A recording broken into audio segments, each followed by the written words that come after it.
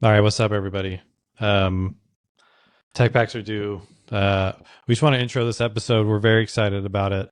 However, we had some technical problems. We're really trying to make really awesome stuff, and so I am pouring all this time in, and I'm trying, and sometimes it just like doesn't work out.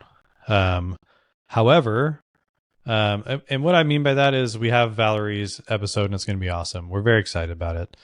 It just means that all of our camera angles and the things that we wanted to do and the creativity we wanted to bring to the episode didn't happen.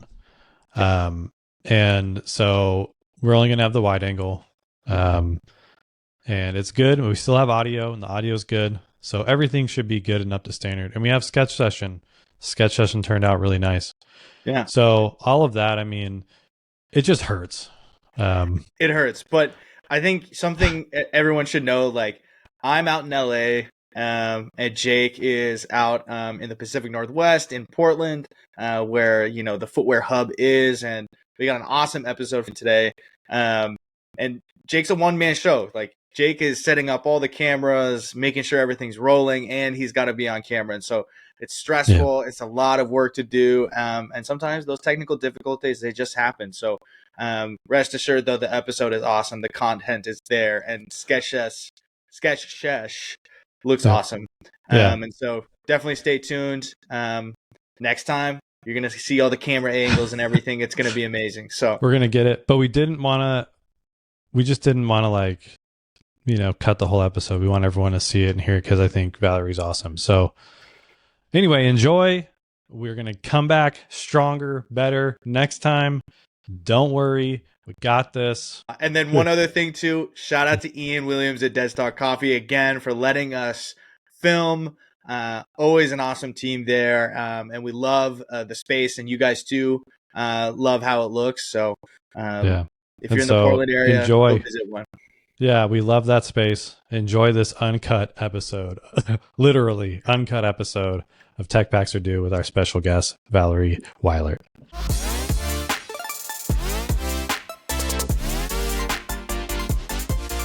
Okay. What I like to say is we're doing it. This is it. This is the thing. We are another episode of Tech Packs Are Due. I'm starting to say, you might see it, the darn it. No, I'm cutting that out. I'm not keeping the thumbs up bubble. Don't put your thumb up ever, because okay. What happens? It puts a bubble with a thumbs up. Wait. It like somehow it does it every once in a while. Finger guns, thumbs up. Screw that. Anyway. Okay. Let me just start over. Okay. Okay, welcome to Tech Packs Are Due. We are here, back, semi-live episode, even though it's not live, but it is live. Tech Packs Are Due, the official footwear design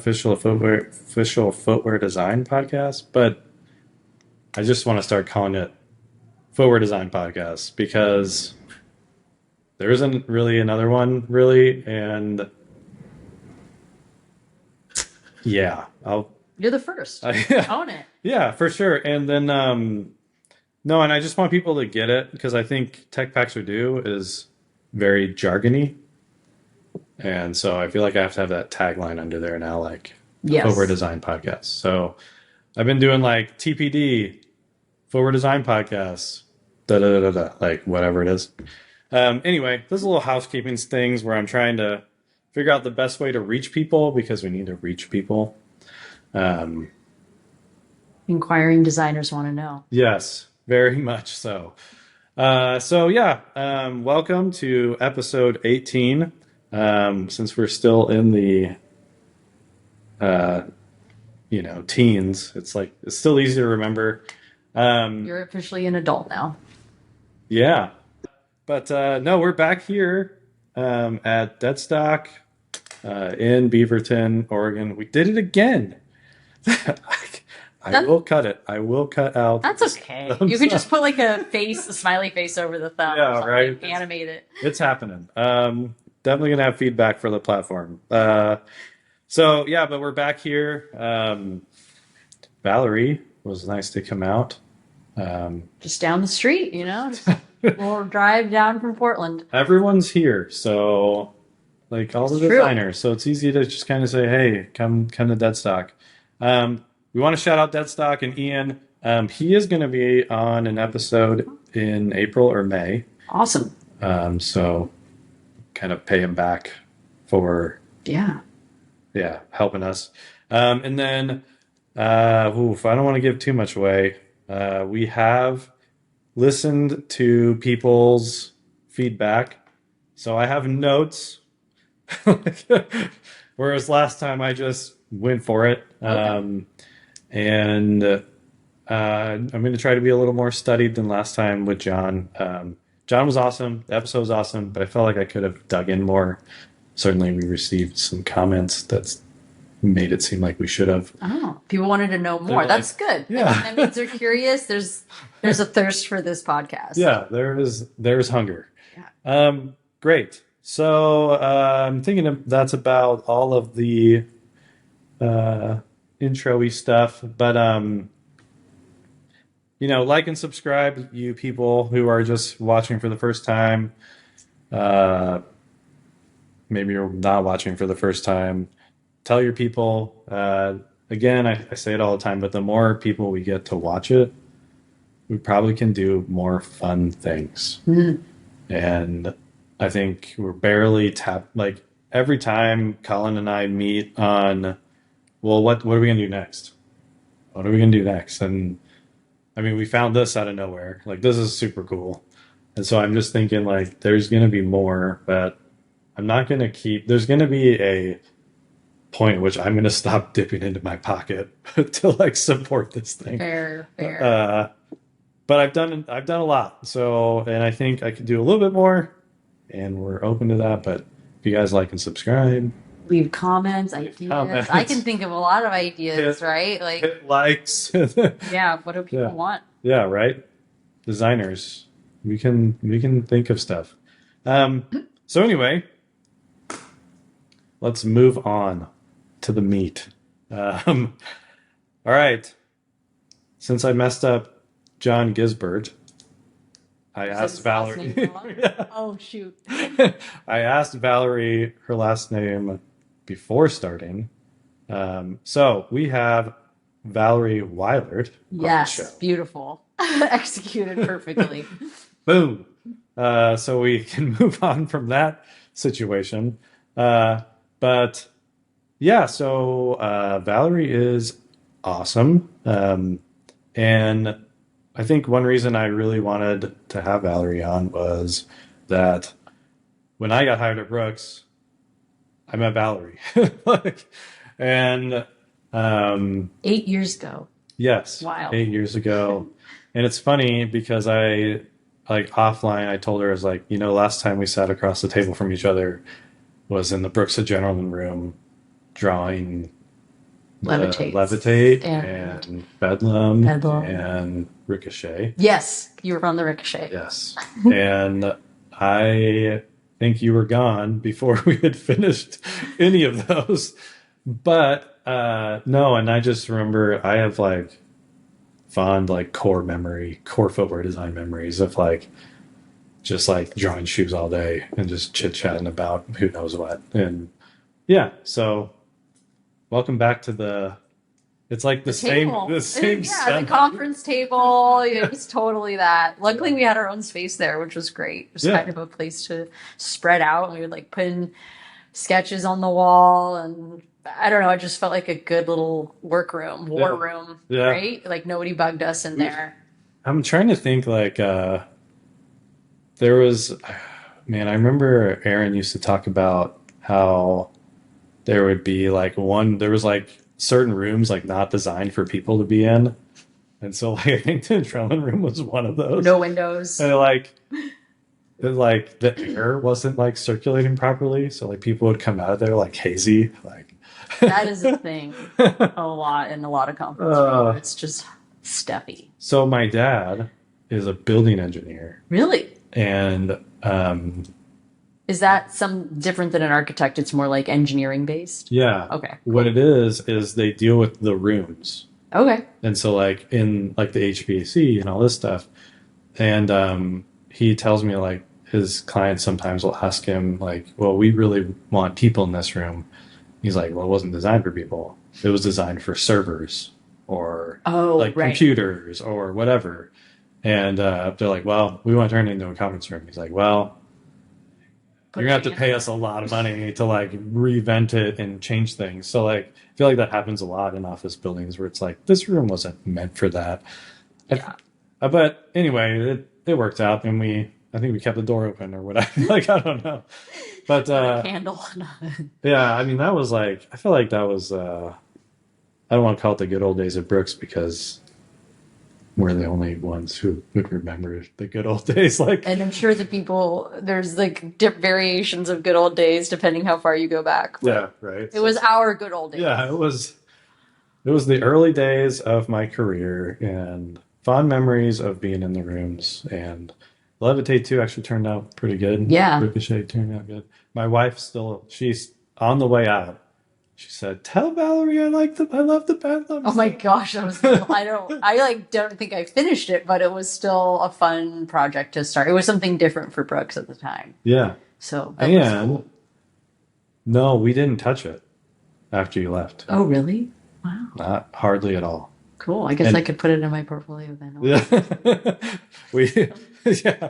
If you need another portfolio project. No, not really. I know you kind of have to stop after like a couple years. You're like, is this relevant? I don't know. We've actually had a comment saying like we need to do some portfolio, like a That would be portfolio, cool. I'd be down to share sometime. like not a review, but like how do you set it up? Yeah, and that's like totally different depending on, I think, the job you're going for, your own experience, your taste, how much time you have. Right? Sometimes you just got to put it together the best you can without belaboring it. Yeah, for sure. Yeah, that hits home. It's very time consuming. Yeah, very time consuming. And it's definitely something you put off. A little stressful too, because oh man, last episode in Deadstock, John actually talked about like a story that was a part of his marathon shoot, which we'll get to all this. But I was like, did they tell that story in marketing? And they're like, no. And I was like, yeah, that's a lot of time it doesn't get there.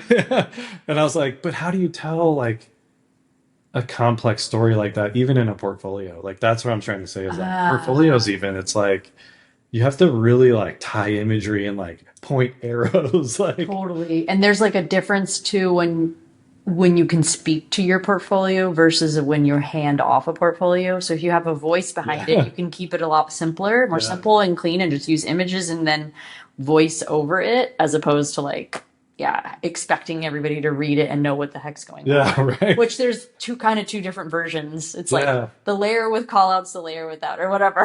Like it's funny. It's like if you were to send out your Bedlam shoe to me, I'd be like, oh, I was there, I got it. Mm-hmm. But like to someone who's never seen it before, right? Yeah.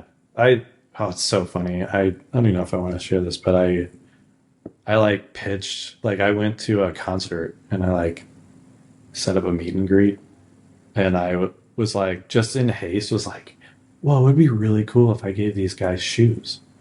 And I was like, I wonder if I can do this real quick. And I like walked up like in the meeting and I was like, hey, shoe designer, you guys like inspire me. Like, would really like to like did you buy them some shoes?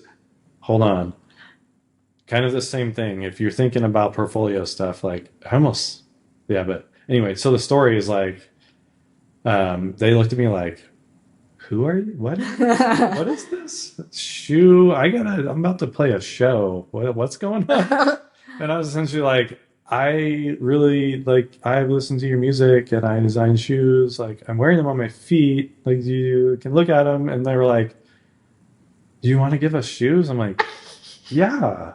Like, I think it'd be fun. Everyone needs shoes, right? I was like, you guys are like, I've seen you wear some of our shoes before. I would love to send you some. Like, and they're like, talk to that guy over there and he'll figure it out. And I was like, okay, bye. Oh, Like, it was like, you're like hoping to like have a bonding moment, and they're just like, talk to my secretary. yeah, they're like, that's cool, I guess. My assistant. Do you have anything to sign? Like, I was like, yeah, I do. And it's Can you like, tie my shoe? No.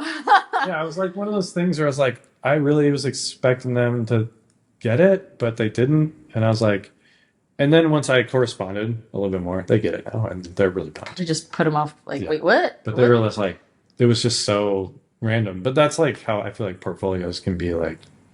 Sometimes I get it, but I think if you, I don't know, if you're in the hiring process, I think sometimes we deep dive into portfolios, but Yeah. not everything is going to get read and or you're Yeah. expected. Like when you get into the interview, oh, did you see this one thing? And you'd be like, no, I clicked on the first project and Yeah, I think sharing a portfolio is probably a skill in itself because it's like keeping their attention, what's interesting or meaningful about not saying every single detail because, you know, Yeah. we're trying to get to the point. Yeah. What's interesting, what's noteworthy, who am I, what's my, like things Yeah. that tell who you are probably the more poignant as Yeah. opposed to like, it took me X hours or whatever. Like, I don't need to know that detail. this is 50 sketches at Yeah. Like, okay, I get the fact that you Yeah. can sketch. Tell me something interesting about it. Yeah.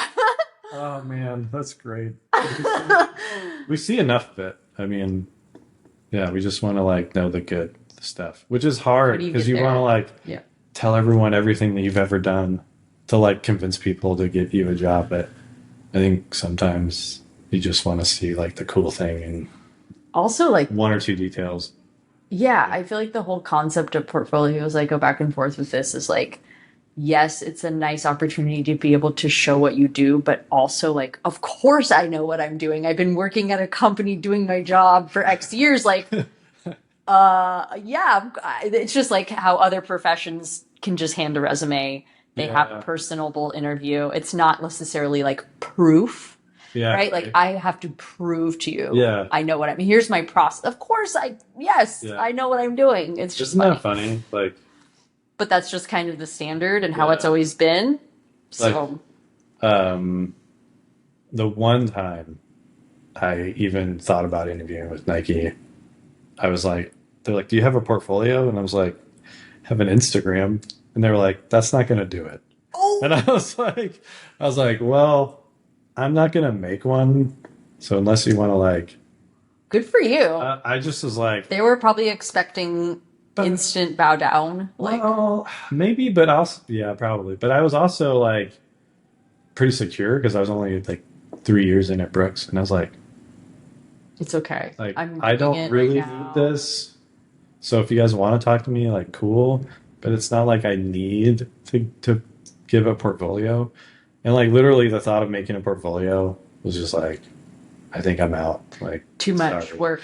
Or when you get a request in the process to do a project and you're like, Oh yeah. I'm working full time. I'm gonna have to find time outside of my life and work Right. to create something, and then you get to have it. Like it's a lot to ask Oh man. to prove some other part that you aren't proving elsewhere. So Yep. it's not to scare anyone away. Yeah. So if you're making your portfolio, keep going. Try to find the positives. Try to have fun with it.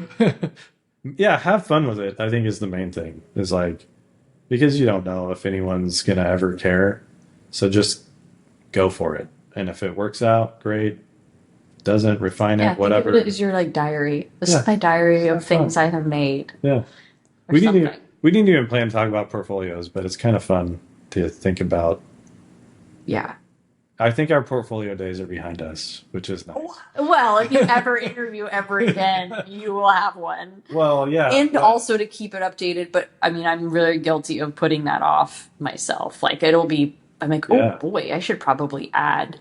It's been a couple years. I need to update. I have a website that is not updated, and then I have a portfolio that's semi-updated. And it's just, I think the Yeah. key to that is like pick a template, make it clean and easy. Just plop things in there. Don't try to reinvent it every time. Keep it as simple, straightforward. Let the work speak for itself. That would be my advice. Yeah. Because otherwise you're going to drive yourself nuts. Yeah, because it's like each shoe is hours and days and months, and Totally. you get a scroll, like a finger swipe, to like cover months of time. Yeah. So probably get the highlights. Yeah.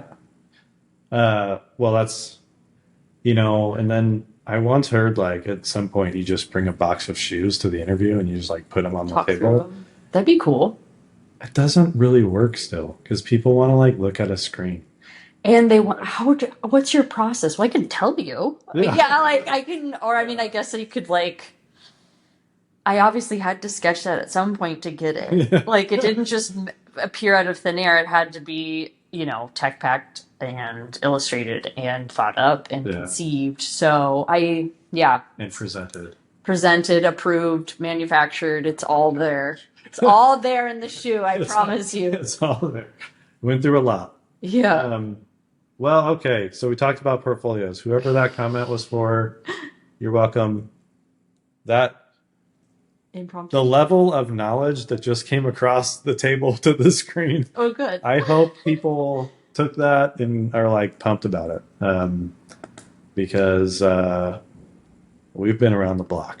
So hopefully you should do a Q&A one sometime. I guess right? Like just like take in a bunch of questions from listeners and then try to just hit like, top 10 or something. Well, the only reason I know that comment is the only reason I know that comment is because we probably only have like 11 comments. It's like, I want to know. It's not hard. Yeah, you could do a whole episode on portfolios. That'd be cool. We could rock it. And sure, that's coming down the line. It's on the list. Okay. Now we can move on to Valerie. I think the way we've kind of established these episodes is we do bio, and then we talk about, all the other good things that have come, the things you've learned since being in footwear, and then like all that. And then also, hey, you know what? I'm going to take a second for this moment. Valerie is the first woman on our show. She's also, I would say, a pretty accomplished footwear designer. Oh, thanks. And it's then weird to think about it. You just kind of do your job, right? Yeah, right. It is weird. And every time I bring someone on, I like semi-memorialize them. But anyway, but also I think, we're going to do a sketch session at the end, but someone can fact check me or whatever, but I think it's the first time someone with Valerie's level of skill and Valerie being a woman has ever sketched on YouTube. Like, I think that's going to be a first. YouTube's huge. And there's like a million different platforms. I'm sure there's been like illustrators, but maybe not a footwear designer. Like a legitimate footwear designer drawing, I think at first. And so we can claim that. We'll claim it today. Sweet. So all of that is laid out. Bio, what do you know? We'll do our hot ones because Valerie's brought in nice enough to bring in awesome stuff. She's currently at Hoka. Am I allowed to? You can say that. Okay. It's right here. She's currently at I am at Hoka and have been for 5 years now. So It's kind of crazy. Okay. So I think it's well known. I mean, footwear, well known. Okay. Do you want to just start? Tell me or tell you how I got here? Yeah. I would love for you to tell me things I don't know so that I can react organically. Cool. Okay. I guess like where I'm from would be a starting point. I grew up in the Bay Area. I split time between like San Jose is where my dad lived and Santa Cruz is where my mom lives. And my mom is very much a hippie artist. So self-taught, just talented, loves to draw. And that was something like we always bonded over to do, like just spent time drawing together, just put on music. And, I remember like distinctively at a young age being like, oh, why are you so much better than me? And she's like, well, I've been doing it for years, Val. And already like a competitive spirit, and just like wanting to get good at something. And I think that also comes from like, I guess having my dad as someone who's very into sports, I think he wanted me to be a boy. Played a lot of sports with me, like always throwing the ball, basketball, whatever, soccer. And, once I was in high school, I was doing 3 sports is cross country, soccer, and track, and had art. So I kind of just was that art jock. I think that a lot of footwear designers are probably identify with that, having loved sports or being into sports, and then also artists, which is kind of unique.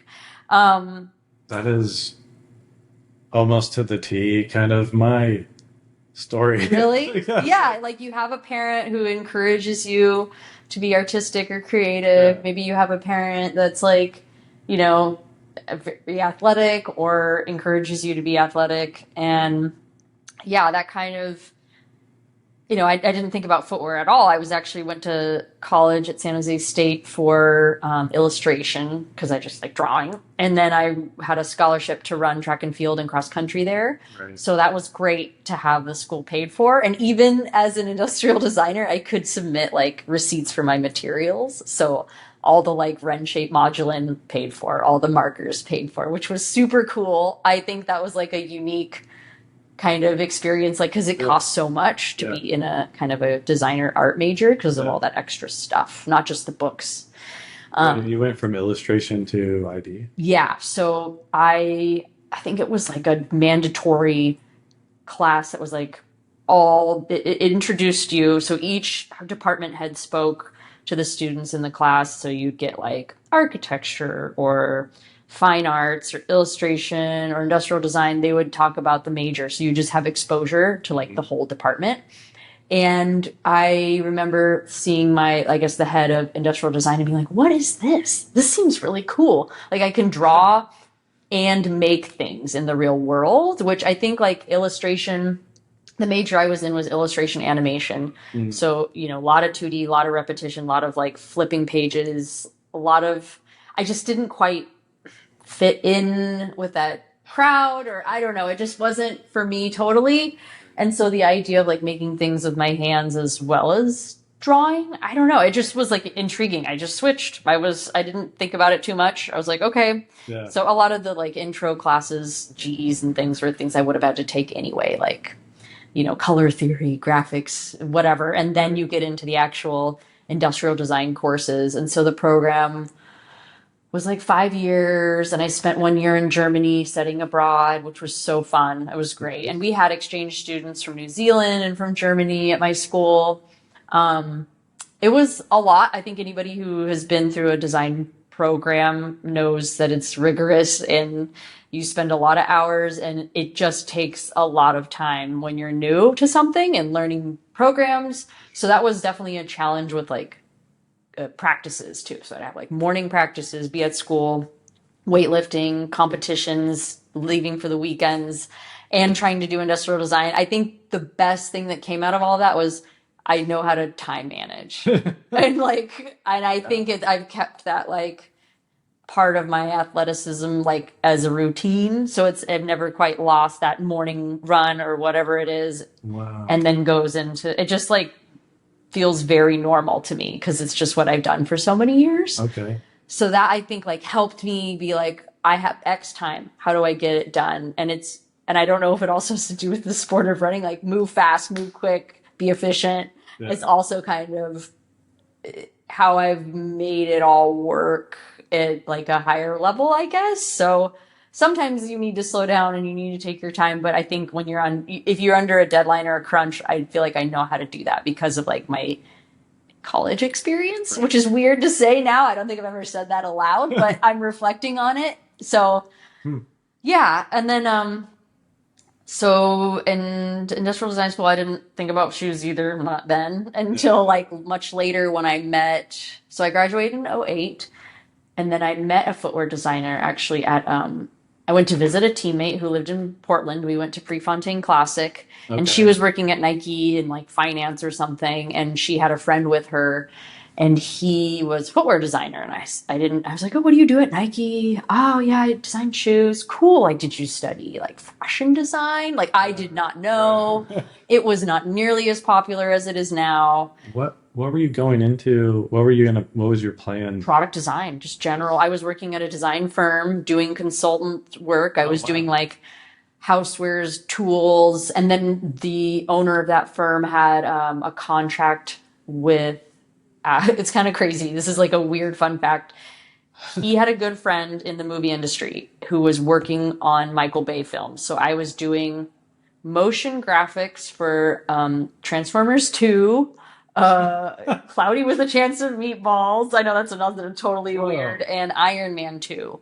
Because they're like, you're proficient in Illustrator. We need you to create, like, imagine those touch screens that they have, you know, like all the digital effects. Yeah. I create the actual graphics. And then I worked with an animator who then moved them in After Effects or like Moto and like did different things to like level up the graphics. But I'd be like, we'd sit down, we'd see like early film, and not all of it was done or completed, but we'd like, okay, we need you to comp this kind of thing. It needs to be like these kinds of colors. It has this kind of content. And we like ideate on it, and then it's kind of, I mean, it's another kind of design, right? And then it'd be like, okay, I need to prep the file as perfectly as possible so that the animator can just crank it out. And I did that for like, I guess I was only there for 2.5 years, maybe 3. Right. And then I went to Easton Giro Bell, which is a cycling company. I'm sure you know. Giro is like helmets and footwear, and Bell, they do like, if you watch Drive to Survive, they have all the racing helmets in Formula One, and Easton is components. And that, I was still in the Bay Area, so that office is near Santa Cruz, so I was living in Santa Cruz and riding my bike to work and doing like, I guess, helmet graphics. Yeah. Like gloves, like accessories.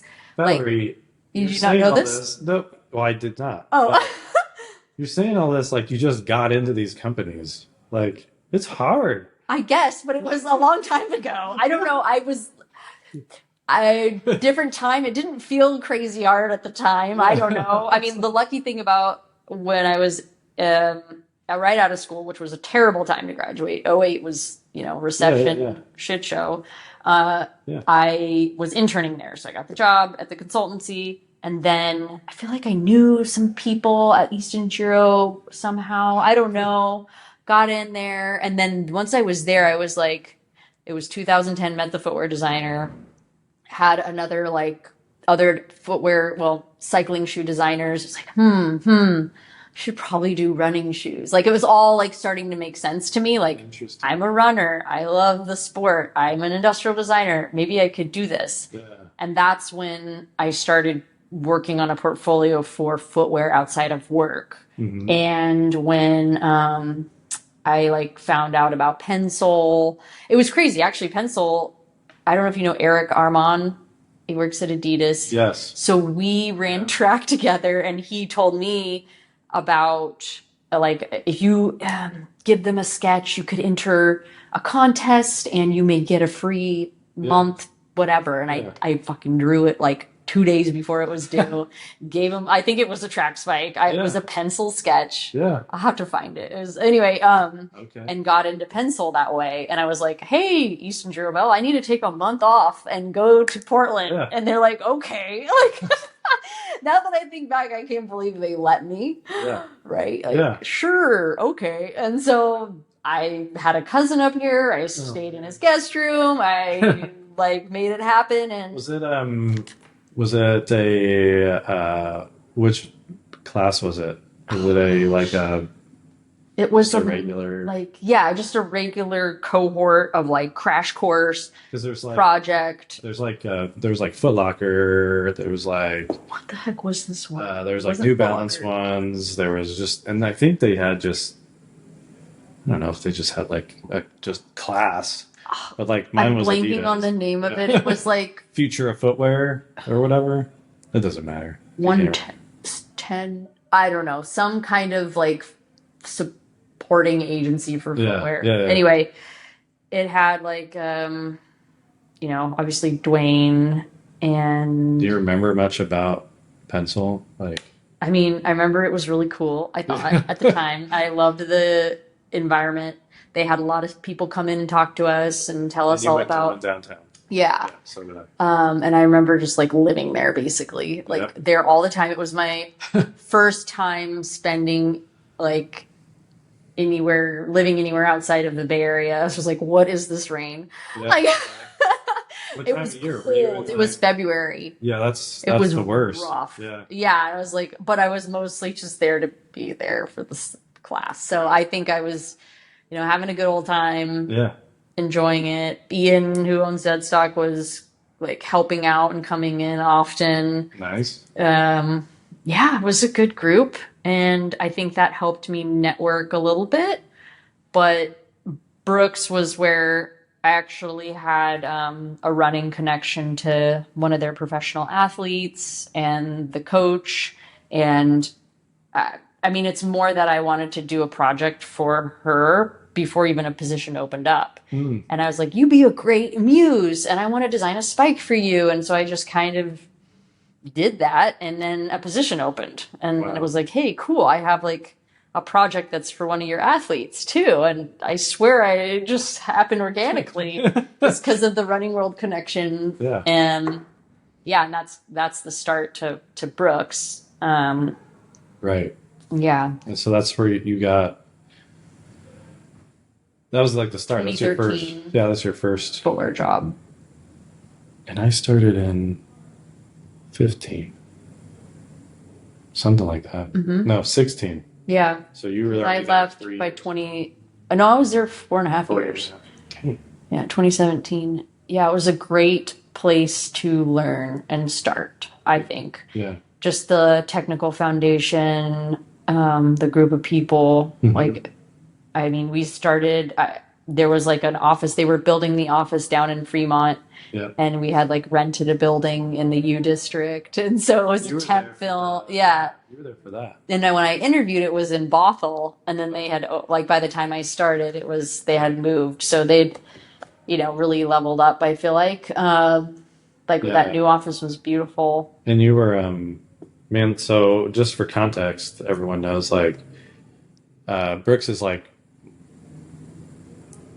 maybe 2 billion now, 1 point something. Oh, really? Like revenue.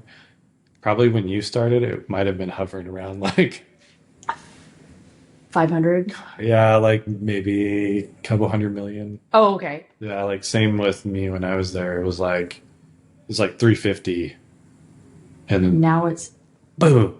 Yeah. Over the pandemic and over the last 10 years. It was a good. When I was there, it was going well. I feel like it was a good ride. Yeah. I think a huge positive of that brand is that they're not publicly traded. So you have you're not trying to please investors. They're always a funnel of money, and to do what you need to do. I feel like they said yes a lot. And so, it was pretty cool. That's cool. Yeah. And a lot of good seniors around me to help. Todd Dean. Todd Dean. Love that guy. Someone I want to have on, but I'm not sure he would ever want to be on. That's fair. Oh, man. Just for context, he's he was, basically retired, but he had done footwear for so long to the point where he was faxing sketches to create product, or probably going to the factory every single time because they just didn't have the technology. Yeah. So he knew how to build shoes. He could draw beautifully. Which is also a good, it's another thing I think people don't know is the invention of the email probably did wonders for footwear. The invention of and then Illustrator. That they've built up a situation where large attachments can be sent. Huge. It's a big deal. Servers. I think we would all be on planes way too much. Yeah, we would be flying all the time. Okay, that's cool. Anything else you want to say about your background? Obviously, that was one thing I was going to ask is you're obviously a runner. Yeah. Yeah, and that seems to have helped you. For sure, in lots of ways. Yeah. It can be all encompassing though. I'll say this, I love the sport, and I can't really imagine it any other way, but it is fully encircling, like, my job is for runners. Yeah. I design for runners. I run. I'm on a running club team. Like, it's so many things. I travel for work for, like, I've gone to, world championships or Olympic trials and things, which is a wonderful gift because I would love to go there regardless if I worked in footwear. It's just it can be, yeah, like, not suffocating because I do love it. It's just a lot at times. Right. But I don't know if I could imagine it any other way at this moment. Yeah. So, it does help, I think, like, having empathy for runners and knowing, like, what it feels like to run in all these shoes and being able to try them and and being around runners, so you hear and see what they're wearing and what they say about shoes, and I get tons of, like, interesting questions from teammates and runner friends. So it's cool to also have seen the sport from when I was in high school and what we wore then and what we wear now and how much it's evolved. It's insane. Yeah. So I wish I had the technology, and sometimes I don't, because I think some of it's like we don't know the repercussions and what it does to the body. But I just seeing how the leaps and bounds some of the athletes have at the highest level have done with the new technology is really cool. Right. So. Yeah. All good, man. Every time you say something, I like try to like, I want to talk about that, and then like something else comes up, and I'm like, I lost the thing before. Yeah, no, I think that's awesome. It's cool to know, and I think I didn't realize that when I was when Brooks called me, I was like, there was 3 other companies at the time. Like when I left Pencil, it was like, hey, I'm from New Balance. Hey, I'm from Cole Haan. Hello. And I was like, cool, this is awesome. They were like headhunting. Yeah, like literally, I don't know if like Dwayne had told someone or like shared his... people were just like coming out of the woodwork. Like I'd gone from like no one talking to me to like that's Adidas, cool. ever, blah blah blah blah. And I was like, okay, so looks like I'm gonna get a job. Like this is fun. But Brooks called, and for some reason it just felt like this is where I should go. I really liked that there was like 5 people designing shoes, and I was like, well, this is cool. I can like sit down with these people and learn. But I will say the reason I brought that up is I didn't realize, because I'm not a runner, how much I needed to learn.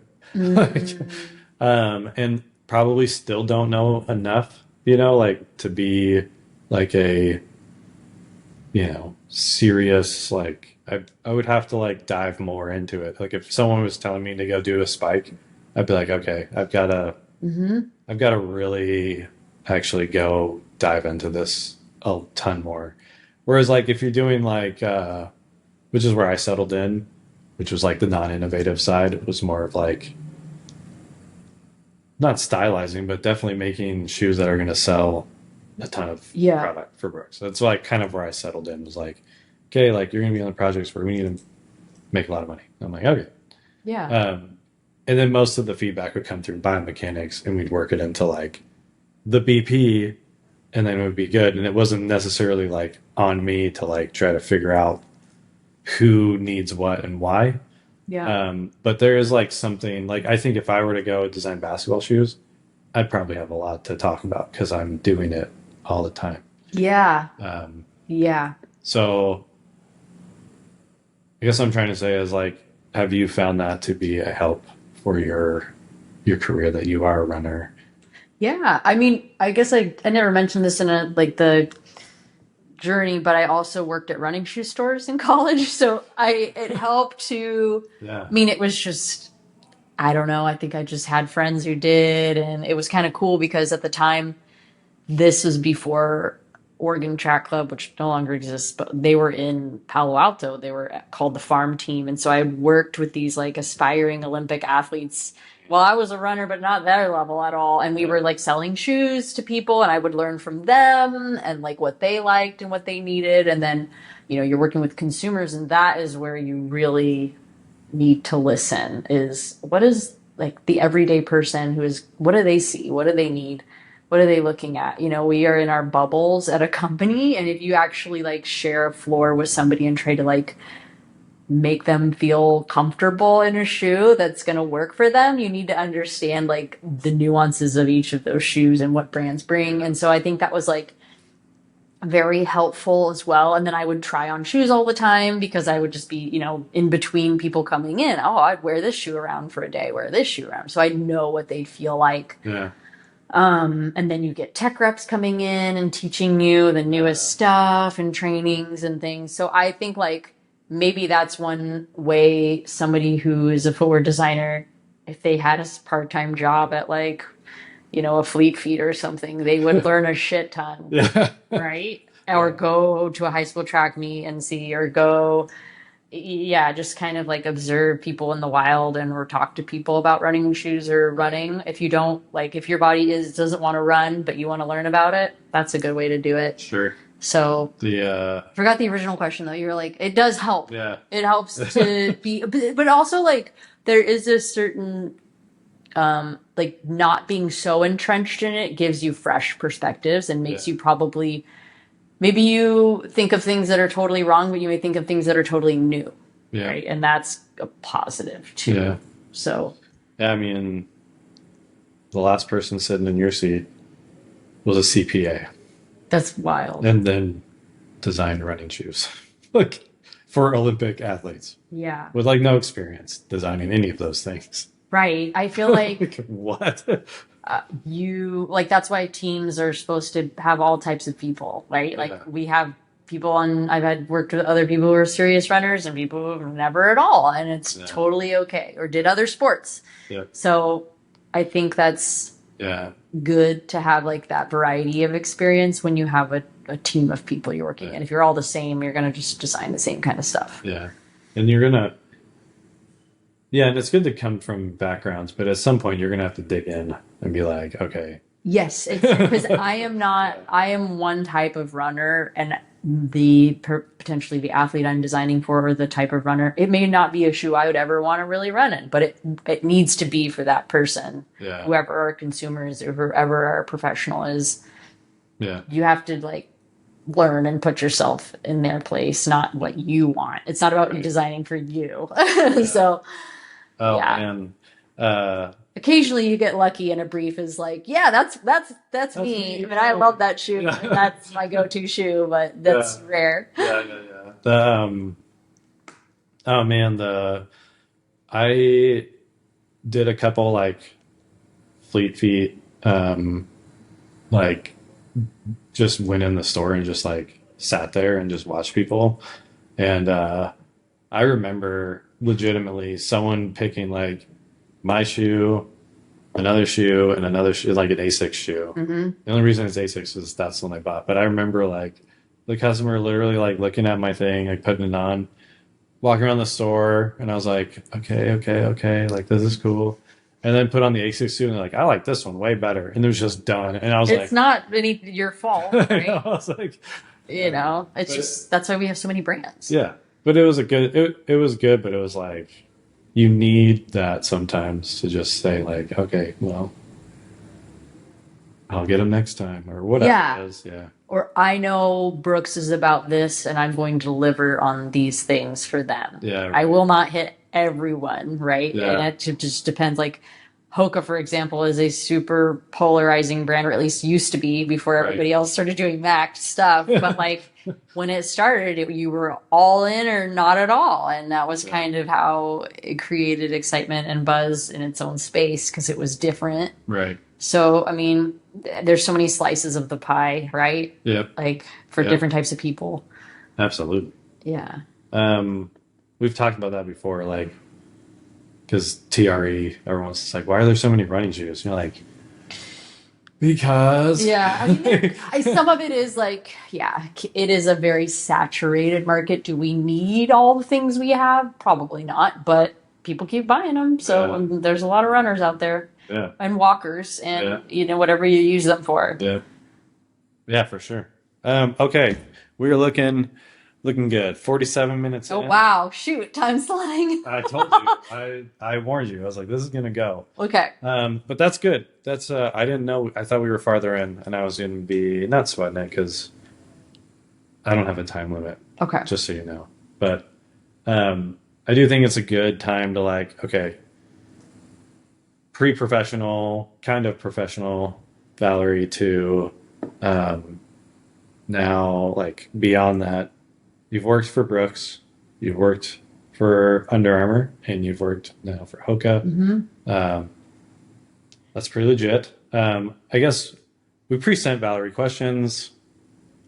We do that with every guest, but last time I didn't really follow it at all. This time I would like to because I'd like to because we did the work and like you've put some thoughts down. So I think what we want to do now is like kind of move in the professional part. And I do want to ask like because when we talked to John, like it was really cool because I mean he went from like very not performance to very performance. Like just like dropped into it, which I thought was cool. And what I think is cool about you is you've gone from like, albeit running to running to running. Yeah. It is like, we talk about this often, like the brands have their own missions and and they try to stay away from each other. Like they try to say like they don't like intermingle. Some products they try to be unique with their own perspectives. You hope, right? Yeah, right. So I don't know if you want to talk to us about, maybe what you learned at Brooks. Sure. What you learned at Under Armour, and then we can cascade that into other things.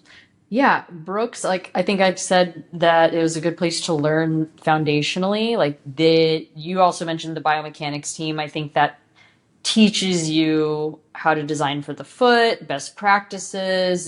There's a really strong development engineering team where you're learning what to do by the millimeter, and they're really scrutinize every detail. So I think that was such a good learning experience.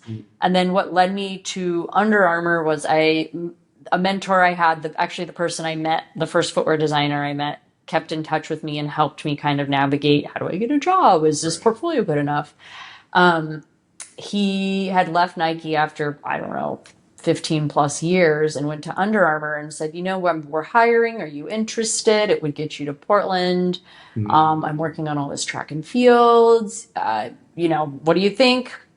And while I was very happy at Brooks, I didn't really have a reason to leave other than, shoot, I could just stay here and be really comfortable. I probably need to get out of my comfort zone. So I was like, there's a door open.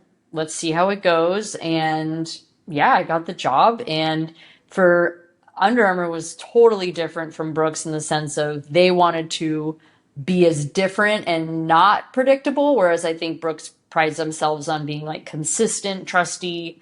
A runner knows exactly what they're going to get. They do very incremental changes. Whereas Under Armour was more disruptive and challenging things. Sometimes they had hits, sometimes they didn't.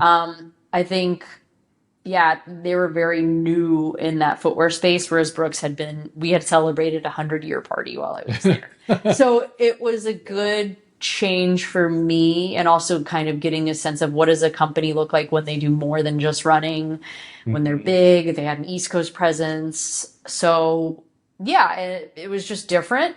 And I was there for like 2.5 years. And then I was like, okay, I think I'm ready for a different type of environment. I want a brand that really, really knows who they are, has this really strong point of view. And to me, like Hoka, they stood out in that they owned their difference. They weren't trying to be like every other running brand. Like they started with a really unique insight into running fast downhill and ultra marathons and high cushion.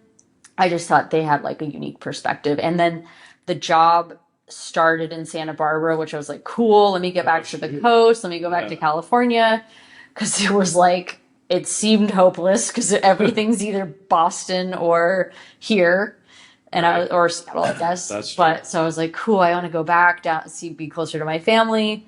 And then I was there like a few months and pandemic hit. So that was really tough. Wow. Because, I mean, if any That's place to great. be, it was a good place to be because it was sunny and beautiful every day and its own little bubble.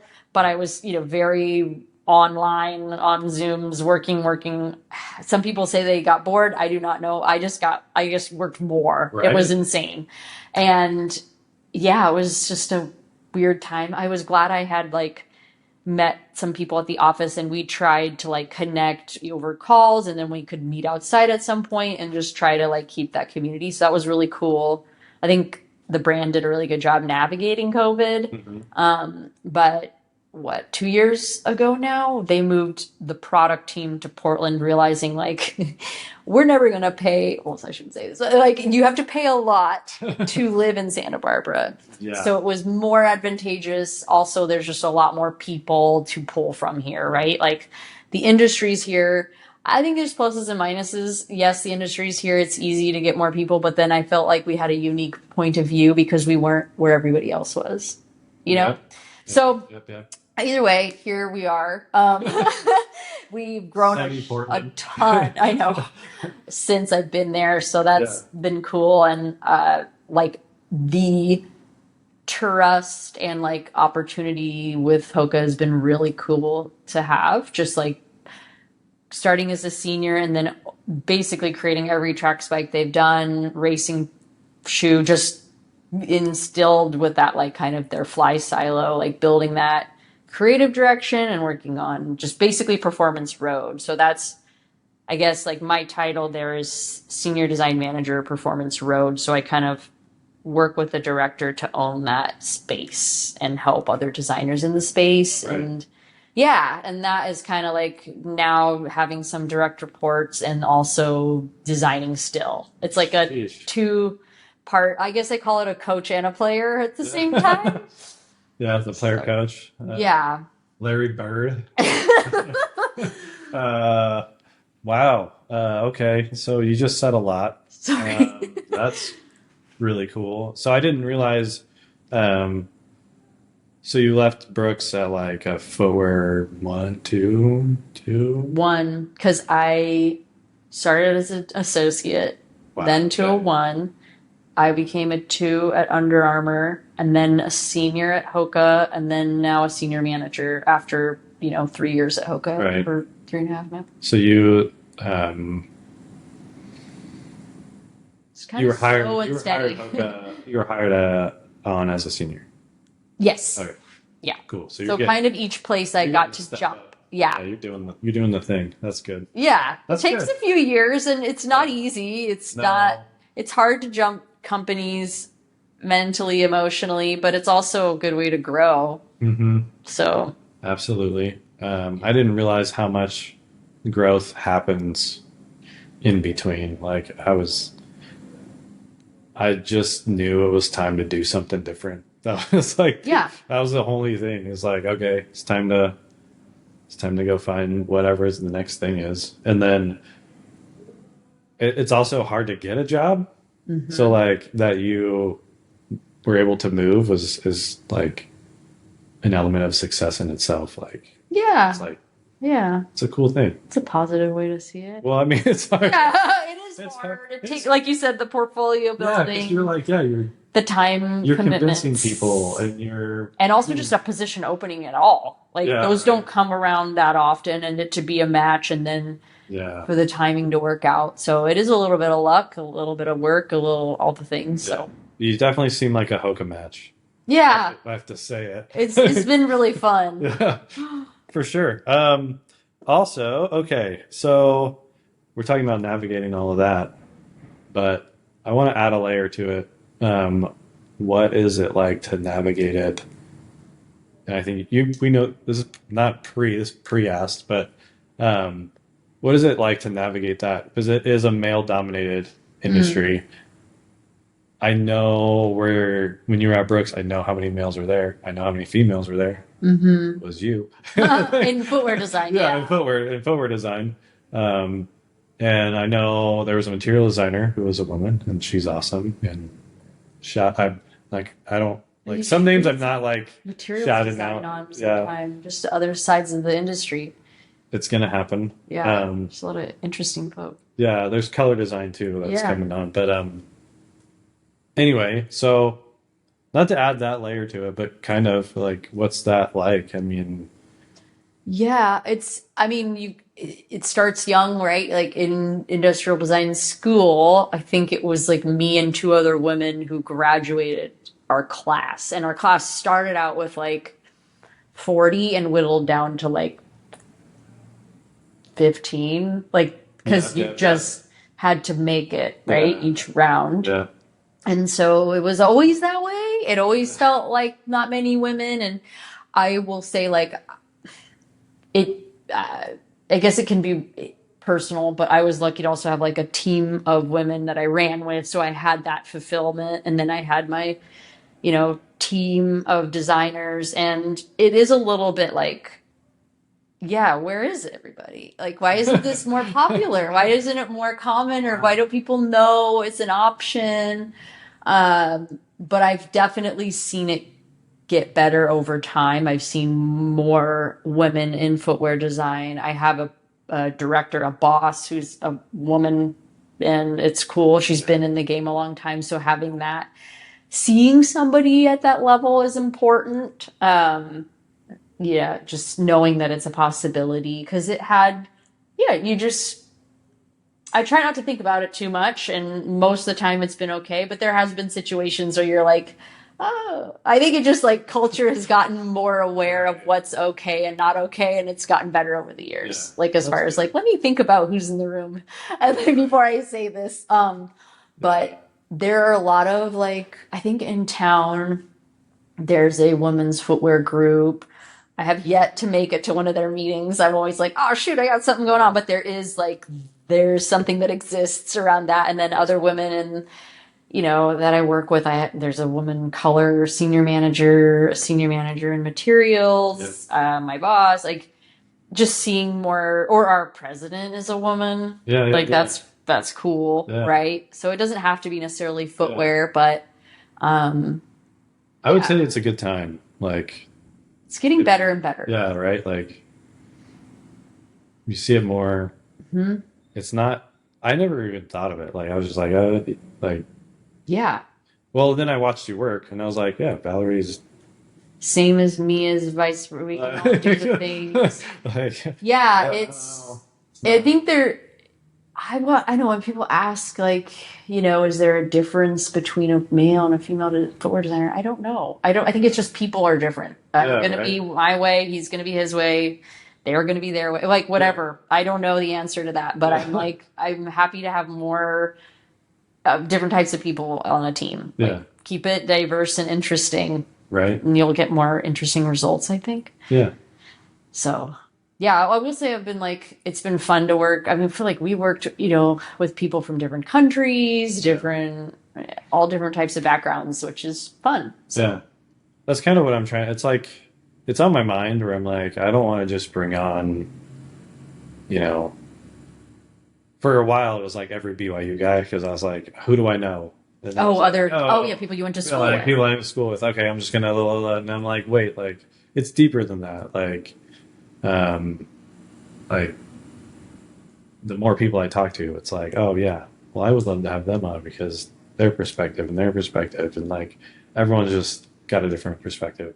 I want to do one because I know you're legit. It's like, it's not like, it's a bit of that as well, where I'm trying to make sure I get on, like, not just anyone, but the right people to, like, talk the talk. Yeah.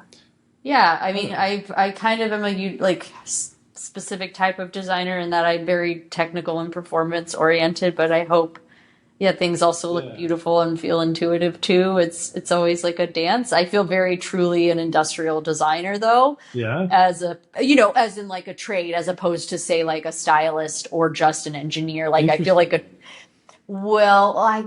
in that is solving problems is first and foremost, right? Okay. Like, what am I going after? What are the 3 things the shoe needs to do? I can design anything that way, right? Like that's what we get trained as industrial designers. We can do anything. We just happen to be, specialists in shoes, right? Yes. So I think any kind of like process we apply to shoes could be applied to anything else. Is what I'm trying to say. Is that like the skills and training you get in that degree, I think, are pretty helpful, and you just specialize. Yeah. That's interesting because I have like not thought of the word industrial design. I'm like, really? Yeah, like it's just I don't even like. Meh. It's like. But when I say that, also, I worked with designers who will rely a lot on their developers to figure things out and be like, "Here, it's pretty. I'm done. Make it work." Or like that kind of attitude. And I'm like, no, I want to figure out how to make it work. And I want to work within the constraints. Like if I'm not going to force something that doesn't make sense, if that, like I want a material to be light, but you got to work with things that solve the problems, I guess, and be a little bit more, I don't know, problem solving and technical about it. Yeah. I guess that's kind of like it gets into that question is, I think we'll solve some of it here when we talk about this, but like, what is inspiring to you when you're sitting down and you have to, like draw a shoe? It's time to, like, get into it. Like, I'd say like, I mean, maybe this is boring, but I like the challenge of a design direction and what can I make out of it? Like, let's say it's literally something as simple as like the neon sign as the focus. Sure. I feel like I can get inspired and create something out of that, right? Like lines that build up each other, cool, concentric, glowing, translucency, the same weight. Like there's so many things you can pull out of a thing. Right. And I like that challenge, I guess. So I'm saying like a director is saying, like ethereal, featherweight, concentric or kinetic movement, whatever, like some jargon, and how do I make that a thing? Yeah. I guess that's like inspiring to me. Like the challenge of it is what I'm saying. Right. I'm not like trying to look on Pinterest all day or anything like that. I think there was a question you asked on like on here things that make or break a designer, and I thought something was interesting on that the internet makes or breaks a designer sometimes. I'm guilty of it totally. Of course I've looked on Pinterest. Of course I've looked on Instagram. Of course I looked on blogs and whatever. But I feel like getting away from that and just like trying to draw whatever comes to your hand based on like whatever like point of inspiration you pick. Put something on the table, just get analog. I think can be really helpful. It's something I'm realizing more and more. I think until you have a project where you get stuck on something or like you don't know where to go, like I've realized more and more like, well, I'm never going to get over that hump or that hill unless I start drawing stuff. Like it's not beneficial to like have a problem like that and then like jump on Pinterest like you said or like Instagram or something. Have a few images that make that feel beautiful or something, but it also like relates back to like what are you trying to solve, right? Like, and that is, let's say it's cushioning, what visuals speak to that and what functions speak to that and how do you put them together? That's what I think creates like newness, right? It's like, how do I combine different things or, I don't know. There's been a lot of cool new tools. Like we use Gravity Sketch at work or VizCom at work. Yeah. I was going to ask about that. I do a lot of like collage of that. Like I'll draw something by hand, then I'll put it in Illustrator, then I'll put it in VizCom, and I like the tooling, but I don't like the upper, so I'll like Photoshop something or Illustrator something, and I put it all like just kind of keep layering on top of it until and spit it through a VizCom again and take it out. Let's piece things together, which I think can be really fun. Do you ever find yourself going to like the materials room? And yes. Opening books. And take a picture of it and like warp it on the shoe or like what if the whole shoe was just that material and I moved those textures around and made volumes out of it? Or with Gravity Sketch, I also like just like it's just fun to model. But in that program, I never liked Rhino. I thought it was too much, too technical, cumbersome. Whereas this feels much more like clay, or I don't know. I wish we had foam blocks like we did in school. They're messy mess, but I think those are really fun to crisp lines and soft forms. And I wish there was just like a buck of that, like a bunch of bottom units that I could just model doing that. Right? But we don't really have the setup, unfortunately. I don't know that. You know what I'm saying? I know. We did it in, so I didn't do this job while at Easton Giro Bell, but there were helmet designers. So I just did like the graphics on them. Yeah.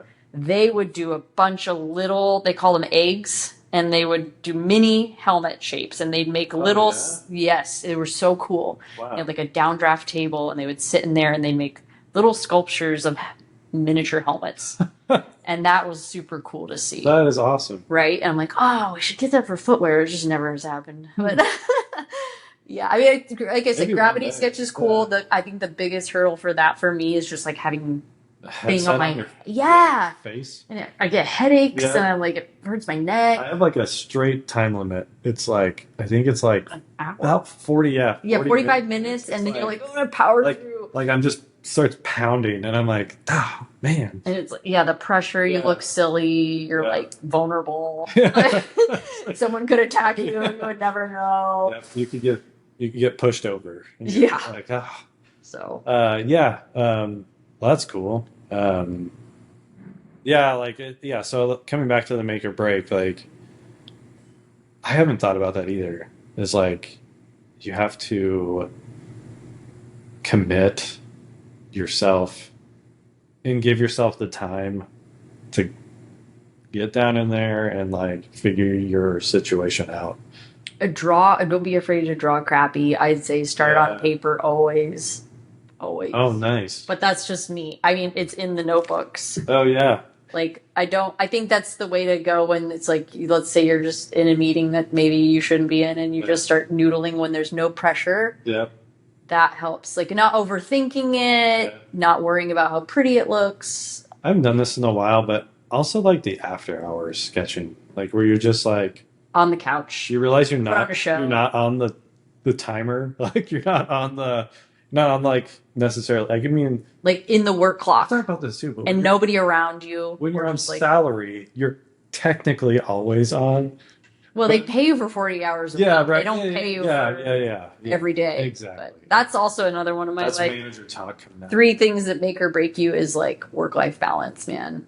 It's gotten better because I think as you get in your career, you just become more efficient and proficient.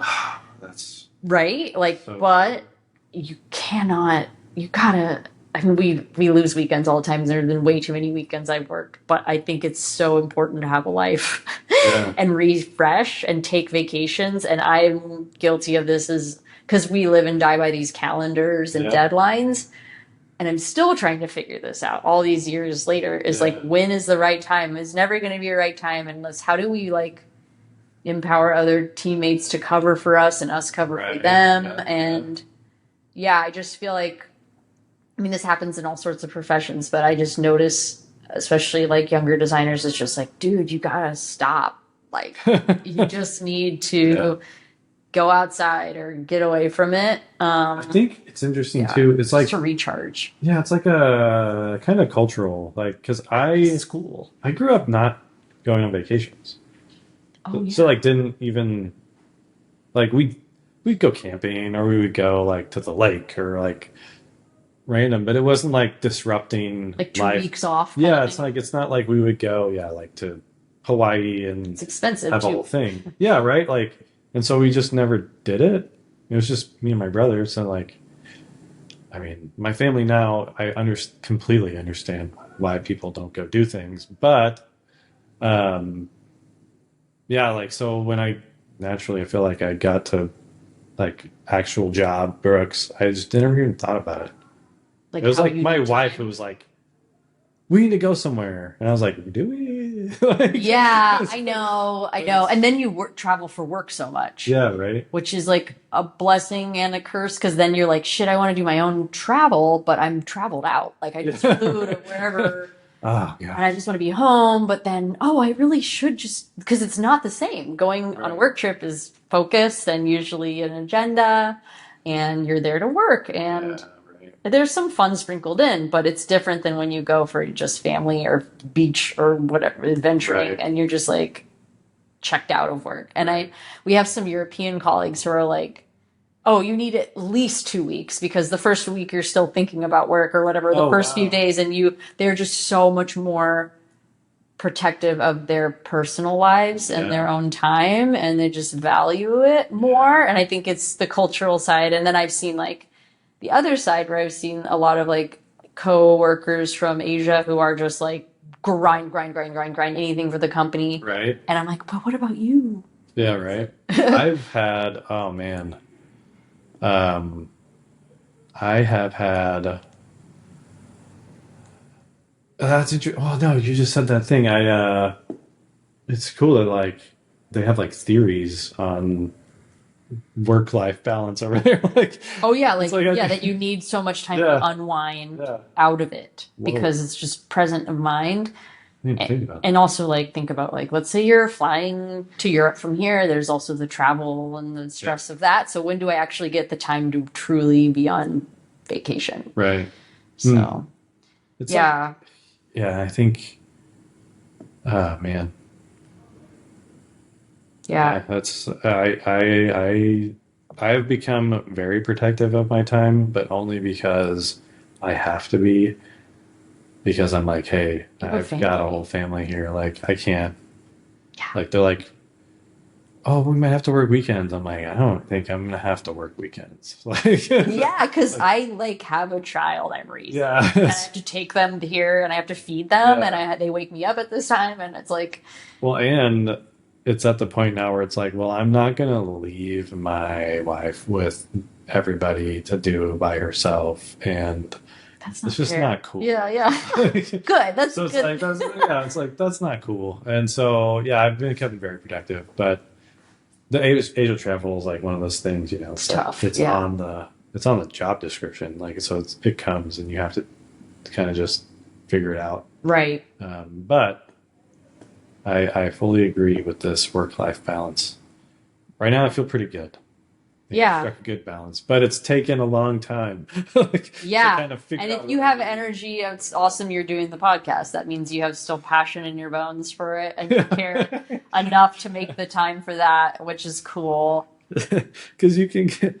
You just talked about being traveled out. You can be worked out. Oh yeah. Then you don't even want to do anything creative ever. I know. I used to draw a lot.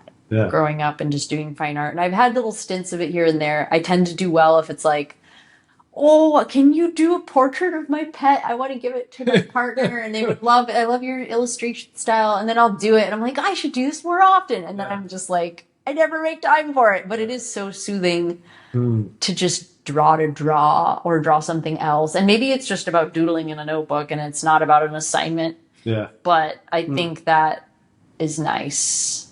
So yeah, and I wanted to say this. Valerie is like hand sketching. Like when I met you, you were sketching on paper with like color pencils. Very old. With tracing paper. Yeah, I'm a huge fan of trace. I mean, you can do that on an iPad. Like use that's in 101 Designer 101. Work smarter, not harder. If you need to do a bunch of sketches, sketch one thing nice and repeat it and sketch over it and change it and change it. Like just little things like the obvious, you know what I'm talking about, but like why then you have exactly what you need to play with. Perfect. Right. Do it once right, then refine and revise. Mm-hmm. But yeah, that was fun with color pencils. Need to like revisit my technique now. Like interesting. And you go through waves. Like sometimes I jump into Illustrator a lot quicker. Sometimes I draw longer. Sometimes, I don't know. Just depends on the project. Yeah. Where you're at in your career, do you find that you designs take a long time to come to anymore, or do you like? I have to almost like push myself to explore more because I feel like, oh yeah, that's right. Like I feel like it comes quickly, and then I'm like, I need to like take a step back, shop it around and make sure I keep pushing myself, because I feel like I can almost like see it too quickly. And it's not saying that's what I see is perfect or good necessarily, but I feel like the parts are all there. And so I don't almost have to like, I feel like in my early days, I would have to fight to get to a good spot. And now I get to a good spot a lot quicker because I know what I'm doing. But then to get it really good takes long. Does that make sense? Yes. Yeah. Like you have the elements down, you know what you're after, you understand techniques and stuff, but then that next, like, to make it actually something different. Do you have someone you go to that you like, this is my person I check my ideas on? I mean, definitely like my other teammates for sure. Sometimes my husband, because he works in footwear as well. He's a wear test. Oh, shoot. And so like he sees things differently. Yeah. And he's also pretty creative, like artsy in his own right, just not in his job. So I like to show him stuff. You'd be like, what do you think? Yeah. And he usually sees something different than I would. And sometimes I'm like, nope. But like sometimes I'm like, oh, cool idea. That's a good point. Why didn't I think of that? So obviously the team. I think like I like sharing a lot. And I want people to give me feedback a lot. And I think it's helpful. I think it's really good to learn how to take feedback and not be too precious. Yeah. Are you ever scared of like feedback sessions or critiques or? No, because I mean, I guess I could be if my teammates were mean, but they're pretty nice. So I mean, I feel like the way we critique each other is pretty, what is it? Just like, I don't know, generous, considerate. That's the word. They're very considerate, and it's a compliment sandwich, or more like, have you thought of this, or what if you tried that? And I think that's really good, because then, okay, cool, yeah, no, that's a good idea. Or I like when people do a drawing over my drawing. I don't mind if it's like I can take it or leave it, right? Right. So do you oh, that's cool. You can just like leave concepts, like you can. Well, like if I don't agree with what they drew, I don't need to do it. Oh, okay. Like you can take and leave their stuff. Like, yeah, like let's say, I had a sketch and they're like, I have this idea. What if you tried this? And I'm like, I either be like, I don't really want that, but it's like it's nice that you trying to help me. Yeah, right. And vice versa, trying to help each other. Saying you would leave your own concept for theirs. Yeah, or like. Well, I guess usually, I mean, unless they had a completely different, most of the time they're just a tweak. Yeah, right. They like totally redid it. I'd be like, what? That's one of my beef. That's one of my beefs of like footwear design, where like when you get a project, like no one really like some people will come and sketch and like try to help or whatever, but no one like really dives into your project. Like you do. Yeah, like you're in it. But like no one else like really cares to jump in because they're they're drowning in their own projects. But if we could like share them more, it might be pretty cool. Yeah, like whenever I get like asked like, hey, can we have a sketch session or can we do something? Like I try to like put myself into, because that's what I want. So I'm like trying to like be as deep into the project as possible, like as if it were mine for an hour or something, like. Yeah. But I don't know. It's like it's hard. It's a wish of mine, but it's like, I feel like it's never going to be a thing because everyone, it's hard to like, I don't know. I just think there'd be something cool where if I know what you're working on to like the T, like I know where you're at, like I could easily help. And if you knew where I'm at, like exactly where I'm at, and like even to the feedback level or like whatever, like you would at least like know. And if we asked for help or something, like it would be more constructive. But that's a lot of information for people to take on, especially when you're at Hoka and there's like 10 styles and everyone's doing something and it's like hard to get in there. We try to do it by like silo, I suppose. So like I work on Performance Road. We have glide and fly, so like more cushioned and more up tempo type models. Yeah. And we'll get anyone who's working on Glide together and align on maybe the kind of films we're using or the kind of techniques we're using or we're kind of how we interpret the design language. We'll do those kind of sketch sessions. Like, cool. Let's just sketch around each other and like check in on where we're at. Actually, remind me, I need to do this. And then like for the fly projects, like who else has those models? So let's align. How are we like making sure things work together? The guy I manage, I loved what he showed at our first review, and it inspired me to think differently on my design. And so that did help me just by seeing his work. And I think he checks in with me. And so, yeah, but I like what you're saying. Like, I think we kind of experienced that with like Aaron, you and I on those levitate, like those shoes, because we were like in a room and drawing and pinning things up. Yeah. But now, I mean, we use like Lucid boards, the online ones, which is, I like poking around and leaving sticky notes. Yeah. And I've had people like take one of my sketches and then they futz with it and put it back in and say, I thought about this. And oh, that's cool. I should try that. Yeah. And I do my own version of it. There has been times too where someone's given me an idea and I'm like, that was way better than mine. Which is like, fine, because you're all in the same team and you're all in the same company. Yeah, right.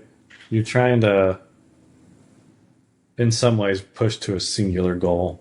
Yeah. Even though sometimes it feels like it's just your own thing and you're trying to do your own thing. Yeah. I'm going to do a time check. Yeah. Crud. Okay. Oh, it's already doing 7. Crazy. Okay. So did you have one more of the Oh, three? No, I said ego, work-life balance, and internet. Yeah. And then, I think we covered like pretty much everything. Let's take a couple minutes on the shoes that are on the table, and then we'll do our quick sketch session and call it. Great. So, what are we looking at? 6:53. That is better than I thought. Okay, good. Okay. You want to talk? Yeah, this shoe, I'll start with this one. This one just came out. Can you tell me how to say it? Cielo. It means sky in Spanish.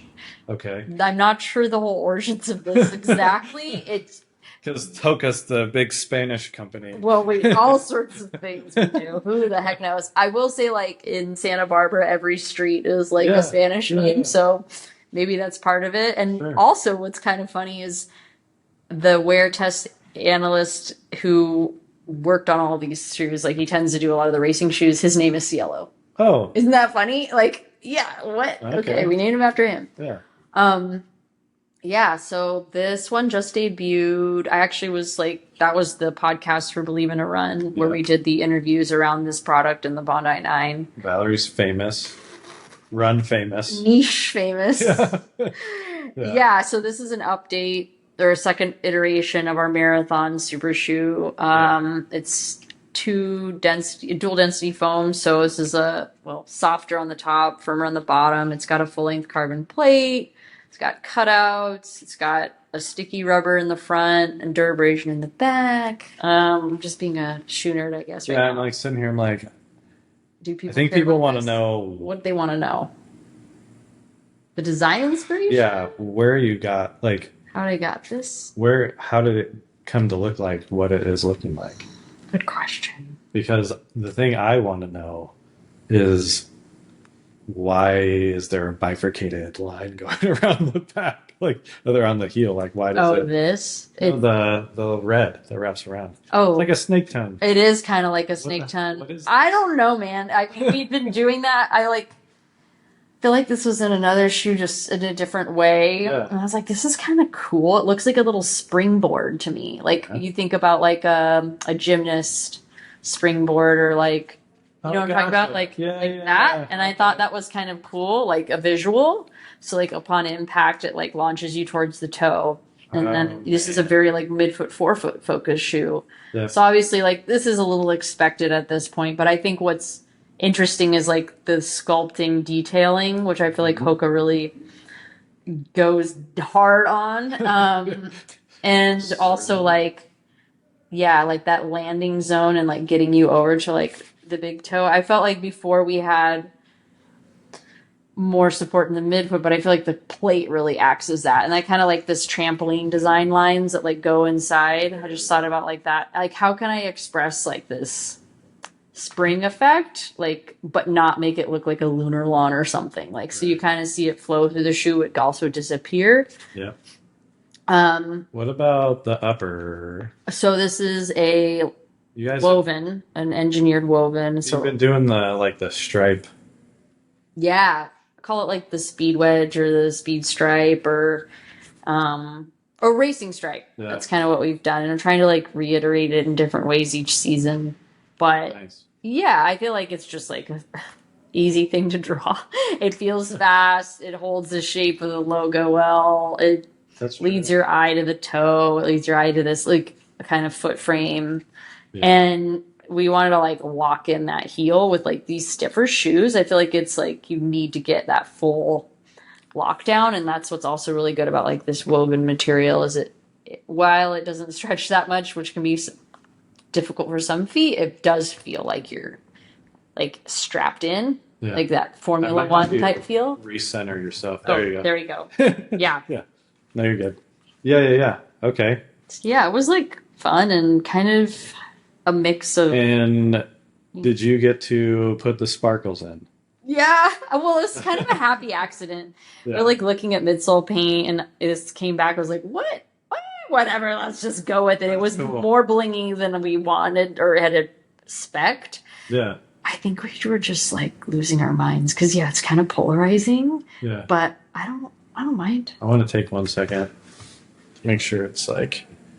Yeah, that like sparkles in there. Yeah, a little mermaidy. Yeah. I mean, there's other colorways that won't have that, I don't think, but I feel like the color designer really zhuzhed it up. Yeah. So, were you talking about it? Can I hold it? For sure. Okay. Is this your personal, like, sample they like give you? Yeah, I think this was one of the. Well, actually, I need to bring it back. Someone wants to use it, so I had it, and I was like, "This will be great. I'll use it to show, and then I can give it to someone to run in." Man. So I have my own pair. They were just really dirty, so I didn't want to bring them in. Yeah, right. But this is like the shoe.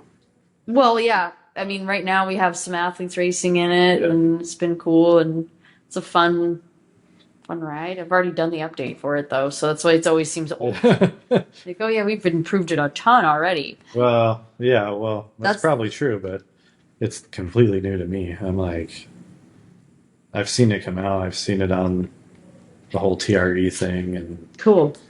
Leaving the run. I'm like, this is pretty sick. I'm glad you brought this because I didn't even know if you did it because I was like, yeah. I was like, I'm pretty sure, but not totally sure. Yeah. Yeah, the thing that jumps off to me is like the sculpting. But I think what's really cool, I think it's really fun to have like a 10-foot read over here on the wide angle. Because you just get this like blue mass color, which I think is awesome. Like, yeah, it's sometimes you find like happy accidents. You're like, I didn't realize I did this, but I did this somehow. Yeah, like just the blocking and like that heel piece coming into the toe and how it feels. It's like a system. Yeah. Which it is. It's a lot of like, you look at those sections and you're like, wow, these things are nesting into each other really intricately. What's, am I even allowed to ask, like, why is it red? It's just painted. It's painted? Yeah. Darn. It's the top stack. Is there another? Yeah. Like, is there another? I don't know why, because it should technically be blue if you were to. Yeah, right. But I don't know. She just colored it red. Cool. Yeah, okay. Fun little pop. Yeah, the rubber cutout's really fun. It's like a lot of detailing. AI.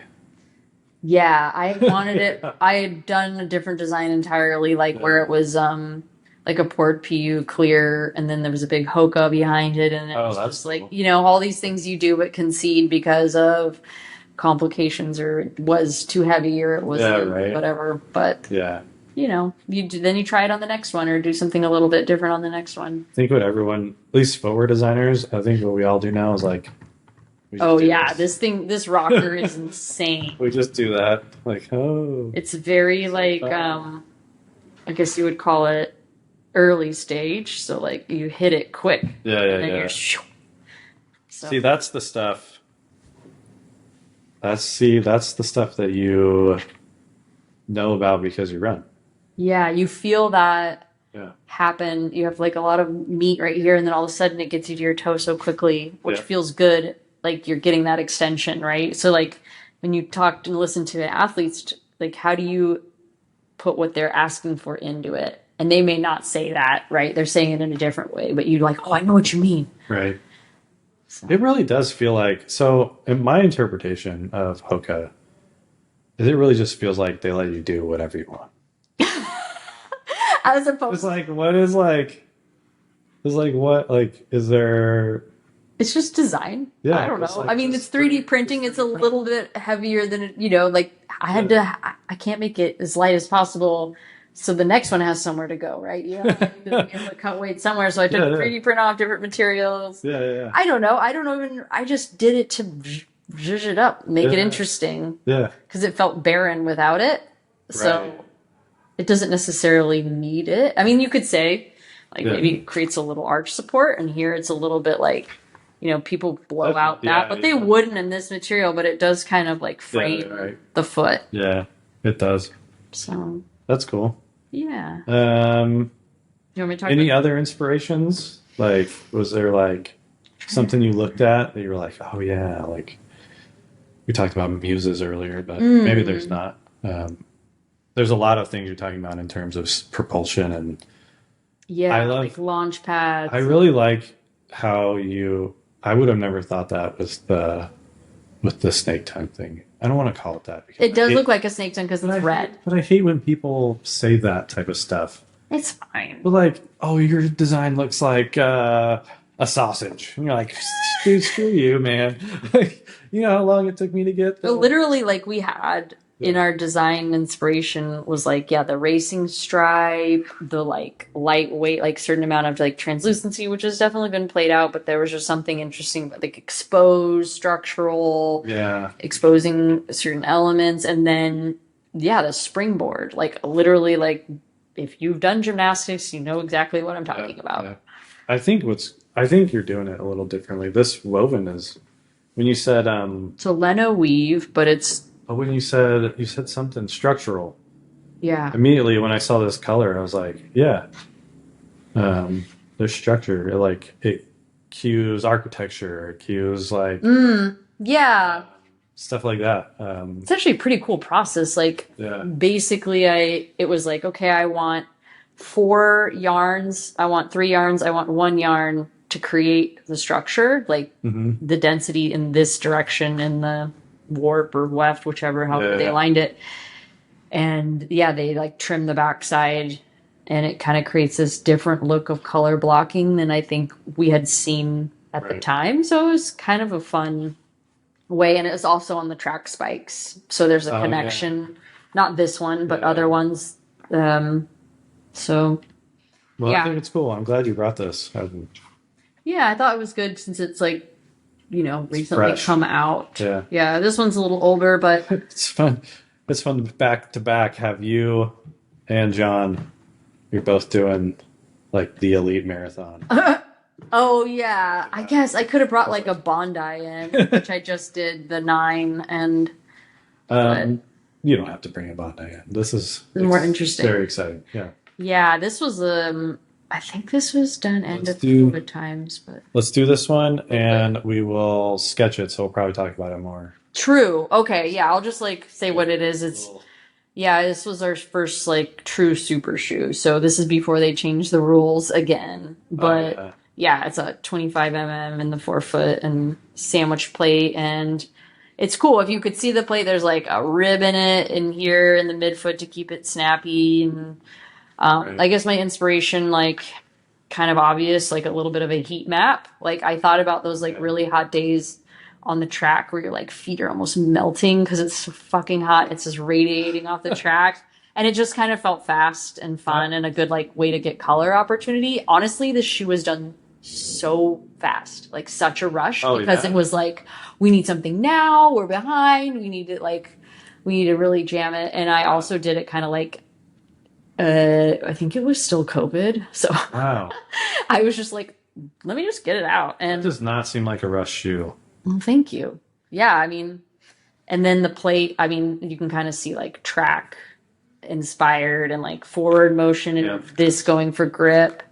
Yeah, I just liked track lanes. It's kind of, maybe the two In a don't pinch, you're probably just like, shit. track lane. Yeah, and how do I create traction within that and build it off of those ridges, create stiffness right, curvature right. It's kind of cool. You can see the plate pop through the side here and then the side through here. So, yeah. So Piva. That's plate. Yeah.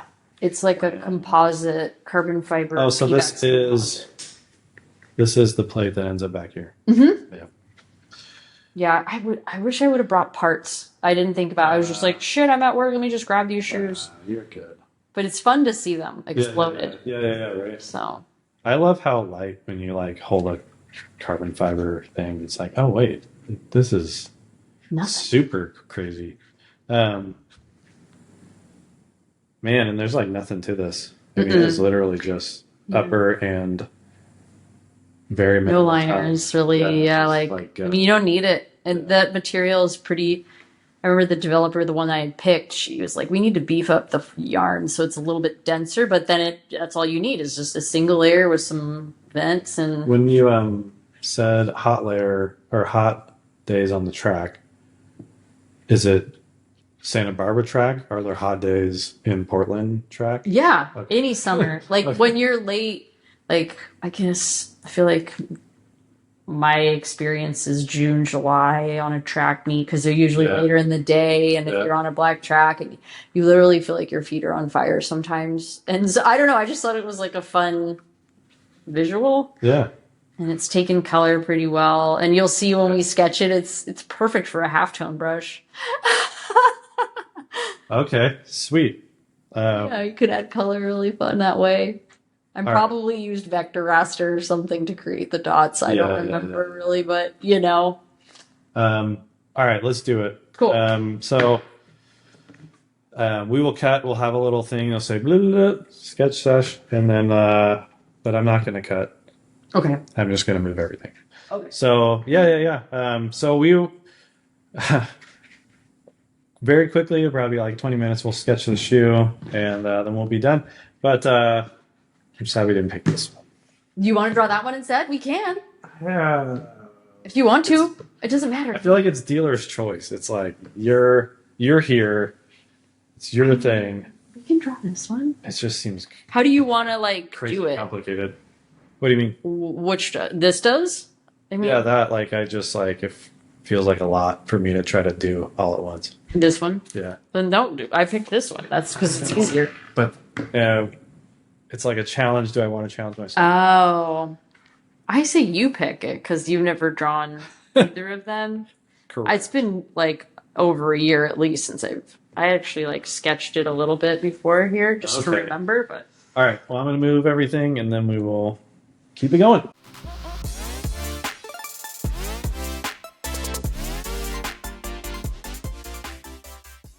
Okay, sketch session with Valerie Weilert. Yes, did it. Sketch session with Valerie Weilert. We are going to sketch the Hoka Fly X, yellow Fly X track spike. Boom. Okay, just lateral view, right? Sure. Just how, I don't know if you did a 3/4 of this one, but.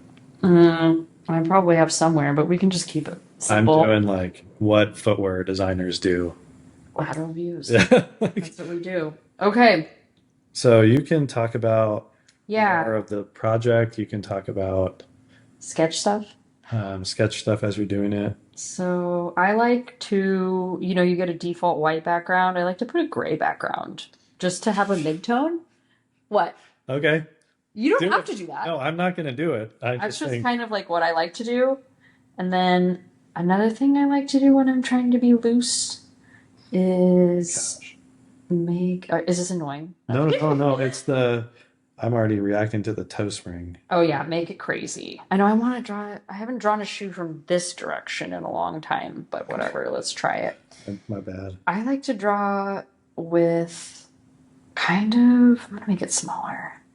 a white to base it and get really loose and not worry about how perfect it is, if that makes sense. So this is kind of funny. I'm drawing from the back. Sorry. Hmm. I took the lateral view because I've never drawn this before. What, drawing a track spike is weird? Or I've never drawn a track spike. cool. Ugh. Arc here. You can stylize it though, like it Yeah, doesn't have to be very perfect. I'm going to a little bit. Kind of get a little. Oh, no. I do so much erasing. Do you do a lot of erasing too? Or not erasing, sorry, editing while I'm drawing. Here recently, I've done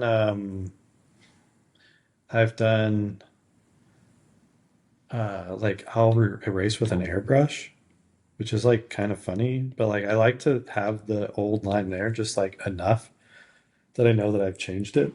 Does that make sense?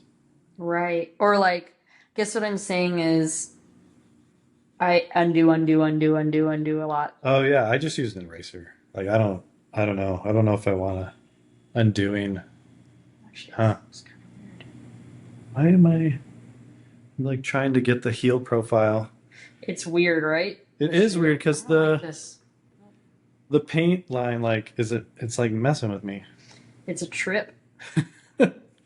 Sure is. It's a big boy of a paint line. Oh man, one thing I'm gonna do, and I think is interesting, is my proportions aren't right. So I'm gonna like stretch the shoe here in a second. That's a good trick, I think. Yeah, Let's see. gotta get. I'm getting a little too precise already, which is kind of funny. That's why I'm like, Procreate's zoom out. How do I like this? Am I liking this? Kind of. All right. It took a long time to get, I think, used to drawing in Procreate for me. Yeah. Yeah. It just didn't, this toe spring isn't enough. Yeah, I just like. It's a welcome change. I was like, oh, I can use color however I want, and I can. It is pretty cool. Yeah, like I can. Because I was doing I was in innovation when we got iPads for the first time, and I was using like highlighters for color because I didn't have like a whole set of prismas just like hanging out. I hear you. Yeah. Which I kind of like, just having that one base color. Yeah. To be honest, but so I kind of actually this under. We're at 6 minutes. I don't know where you're at, but Very loosely blocking it, but I mean, I think I'm going to keep it pretty loose in general. it has 5 lace. Oops. Just trying to make sure I make 5. I don't know. I'm just going to kind of. I feel like Brooks was mandatory to have 6 laces. Right. It's like I don't know if you need that. It's like always a mandatory thing. Okay, sweet. And then you have the extra one down there. Yes. I think this is coming along for me. I don't know. Having fun? Yeah. All right.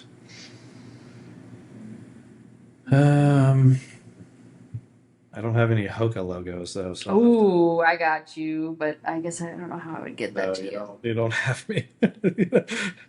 you do, but you don't. I know, right? Okay, and what kind of pet brush do you like to use? Do you have I use that what is it called? Gensinki ink. I like that one a lot. Oh yeah? I just do. I just feel like it's really. I don't use that. No? I just use the standard pen. Oh, I feel like it needs to be like loose and sketchy and. Some people I know use like the pencil thing, like the pencil. Like literally a pencil. Oh Yeah. shit. Wait, no, I did do that right. Sometimes I'm like, did I make a layer? Oh, when I watched yours, it was so funny. You're like, I just did it all in one layer. I was like, what? It's fucking insane. I'm still doing it in one layer. Why is that insane? First question. Because I like editing it. Right? Okay. Gosh, I really blew out the. I don't know how this is. I don't know if this is actually how a Trek spec is. What do you mean? Blew out the. Oh wow, that's really bad. Sometimes it helps to draw circles where you want your actual. You know what I'm saying? I don't know what you're. Like eyelets. Oh yeah, yeah.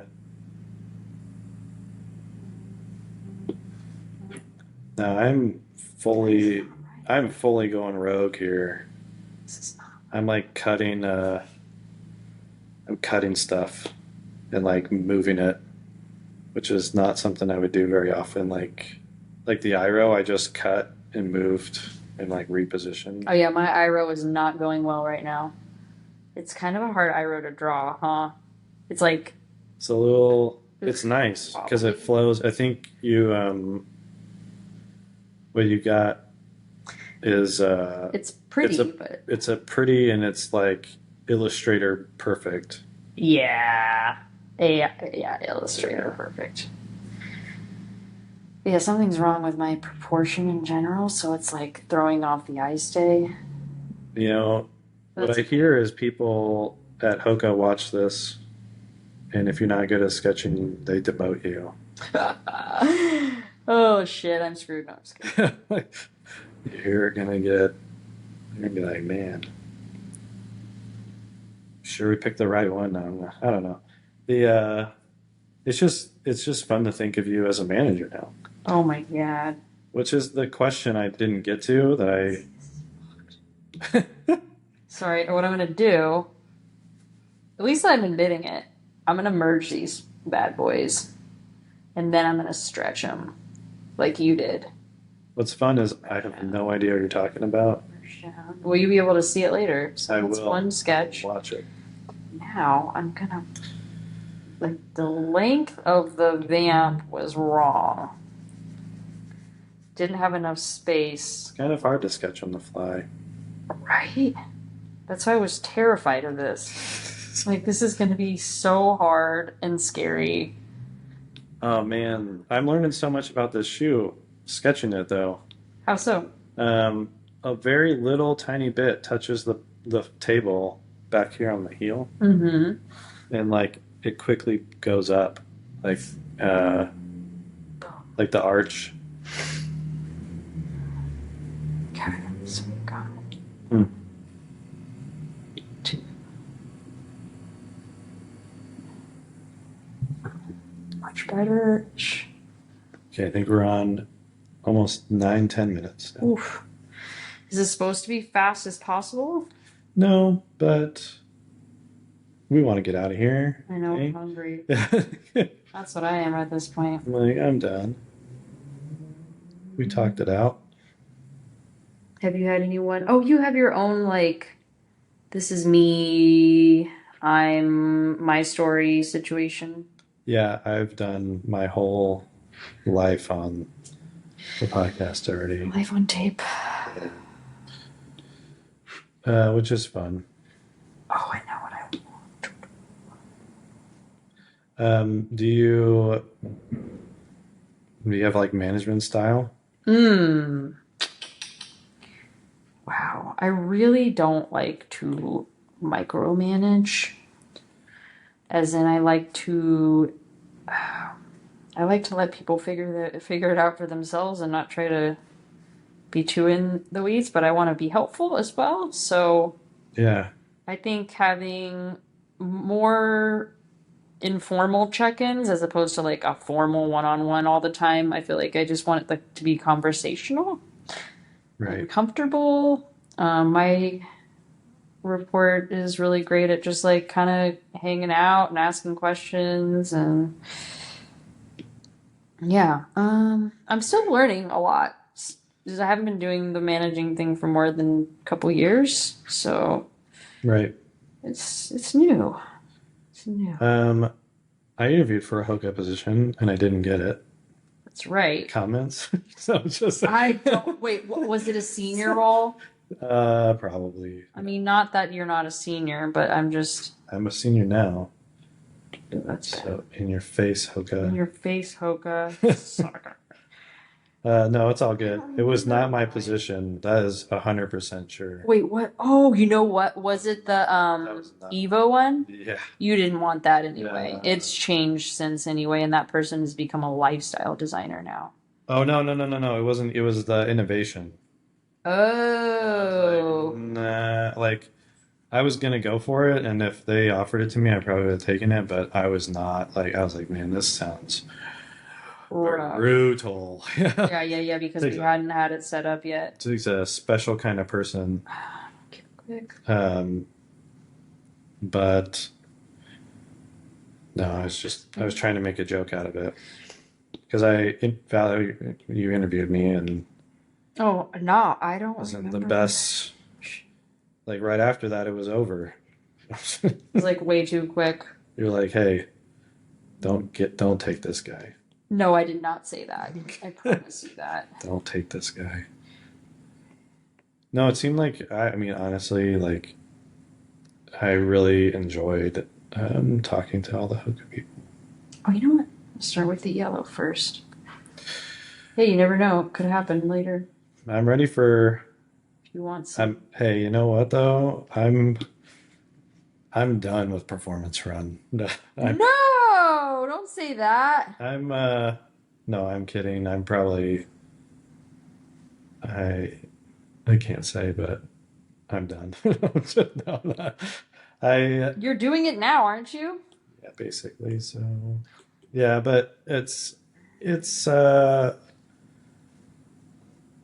different.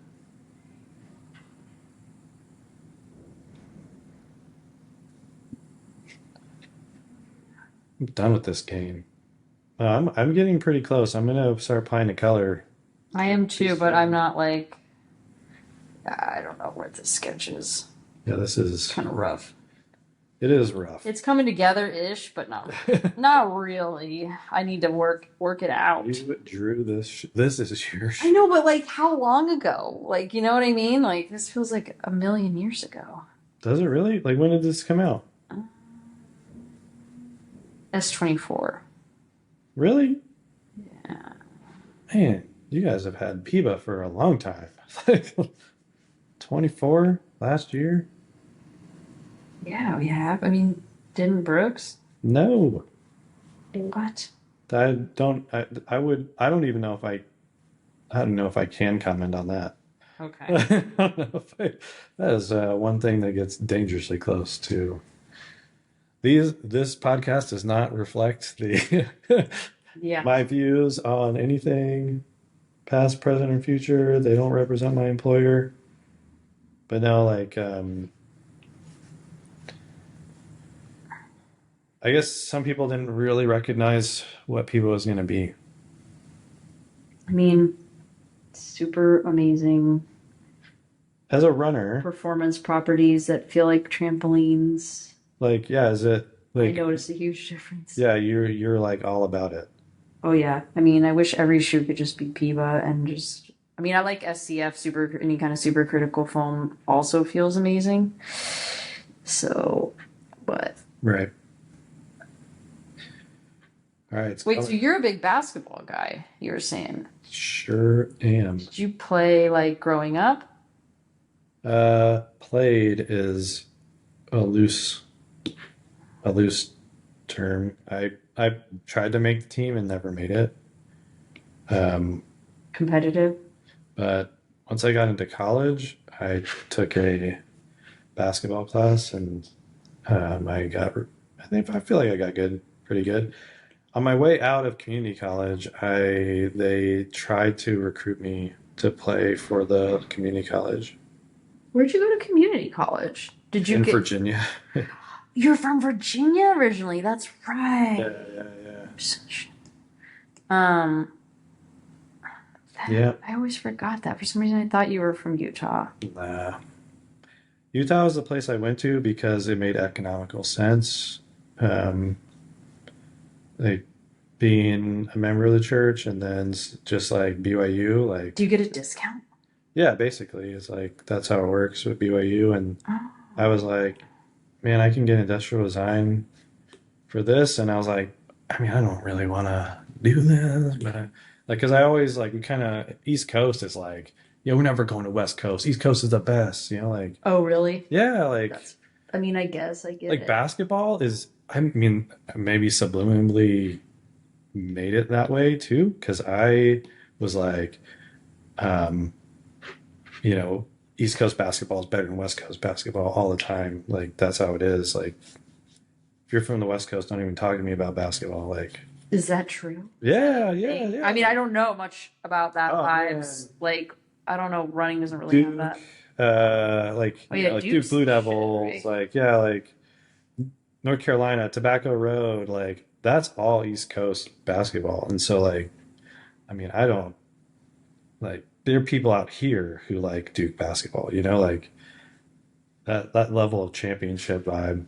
Um, it's a little, I don't know. I think it's kind of dumb at the same time, but it was definitely stuff like that. But yeah. So I don't know where we're going with that, but basketball, life. I'm missing March Madness for this, and that's Oh shit! Wow, hey, it's your own podcast. hey, I got to promote this thing. That's right. Any way I can. I'm happy to share the word. Yeah. Spread the word, the good word. Just let everyone know that it's legit and it's fun. That's all I want to like. Hell yeah, I would encourage other folks to come on. Yeah, like I would love to have any and all Hoka peeps. But some people don't like to come out of the spotlight. Yeah. I get it. It's a little scary. But not that scary. All right, so I got the gesture, and what I think is really cool is I think the Iro tying into the heel is pretty nice. Oh, thank you. I'm adding color, I'm trying to speed sketch, dude. Speed sketching. Yeah, so let's just say we've got about, I would say, a hot 10 minutes to get this done. I'm going to pencil in Hoka. Oh shit.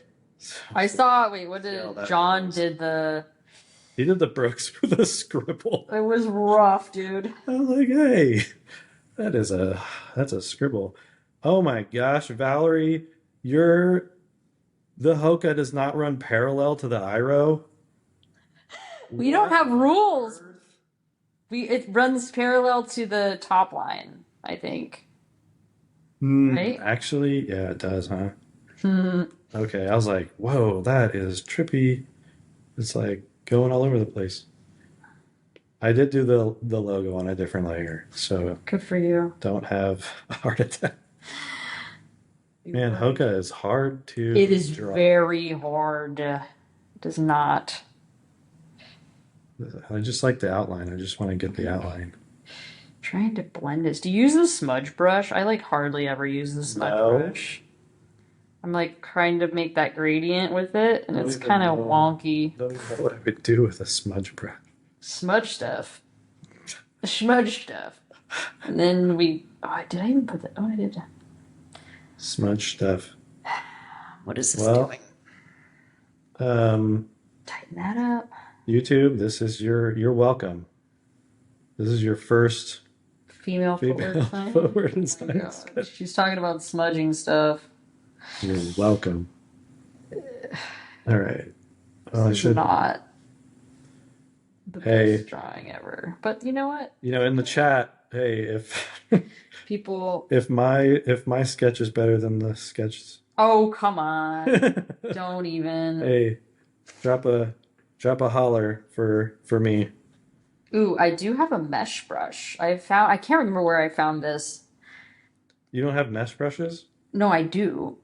I'm like, oh, maybe that's not that exciting. Do you not know about there's like some person made the brush pack that's like the footwear brush pack? You you're not. Can you send me that? No, Yeah, it's like literally Google footwear brush pack. We don't know who this person is. really?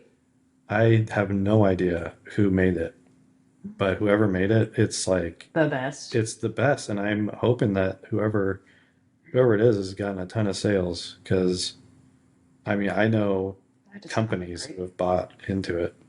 Really? Yeah, like everybody has that brush pack.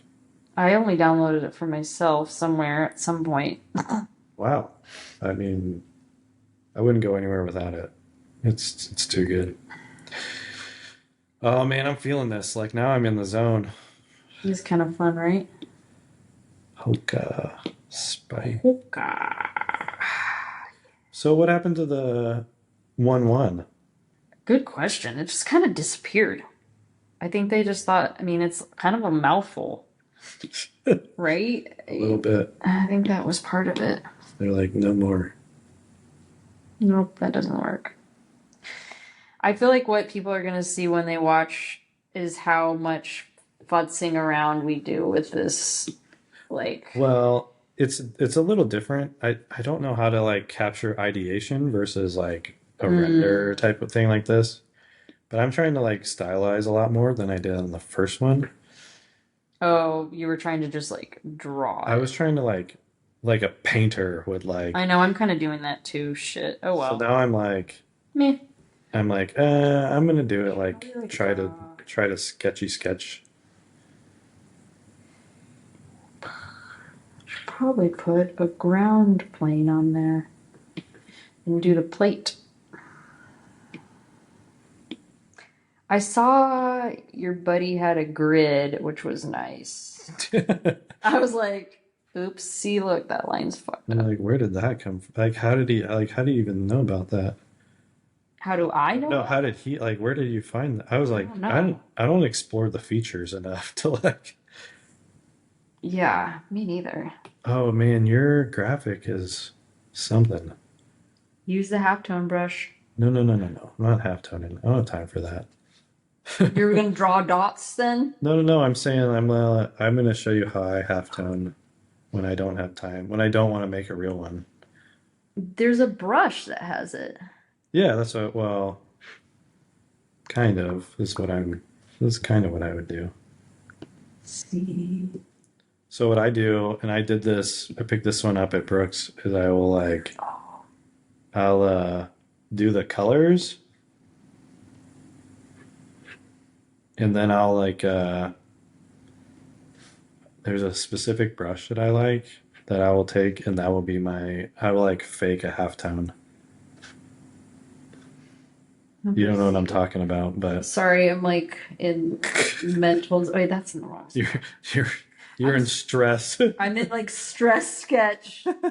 Like, must sketch as fast as possible. Must do a good sketch for online people. I know. Must Yeah. impress other people. Must impress people that will never see this. Yeah. Although I'm like, Your whole family. maybe. They're all gonna know. They don't look at my shit. I don't even think I should probably send something to my mom at some point, right?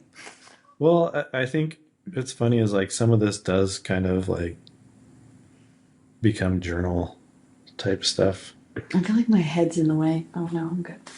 It's like I think I'm blocking it with my head. All right. All right, I'm pretty much done here almost. I'm just like extraing. So what I would do, what I was telling you about this, one of these brushes down here, I take this brush and I just use the colors that like, and I. Oh, yours looks cool. Oh, thank you. Very artsy. Oh no. What? No, not no. Oh no. No, it's good. So yeah, like I'm faking the halftone right now. It's kind of fun. I'll have to. We'll compare in a second. You'll be good. And then we'll cut and say that's a wrap. The actual wrap. No more of this. Ooh, do I like that? And turn that down.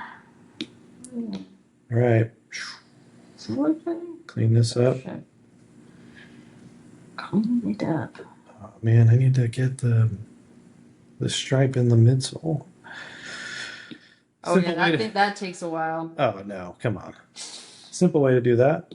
We're gonna airbrush on a different layer, right over the line. No, I'll leave that.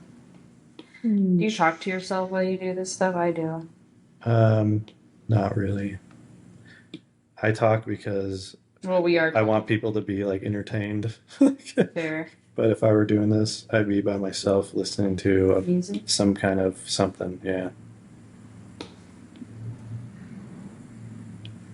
And then what's interesting too is that though this will look like this, like however it shakes out right here, I just think, have you gotten better at seeing something? Like what I'm trying to say is like this difference between the sketch and the actual thing is so different.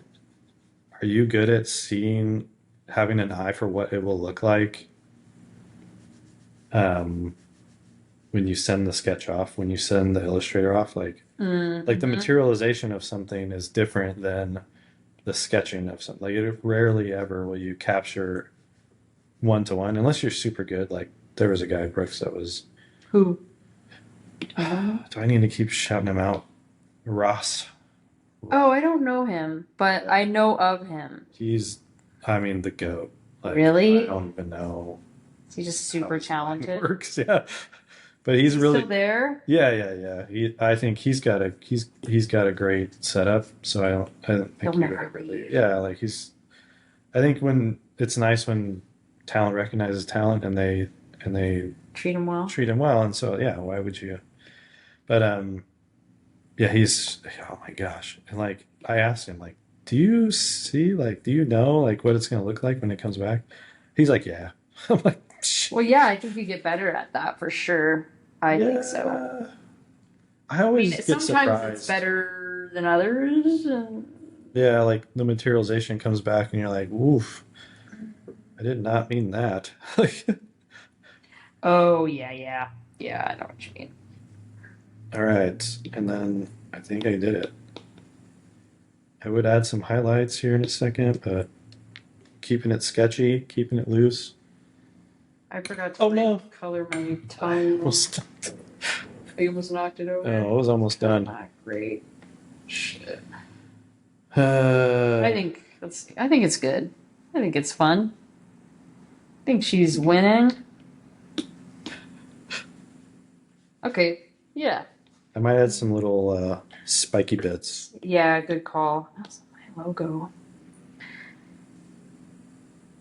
Because you were talking about how you have like fun little spikies molded in.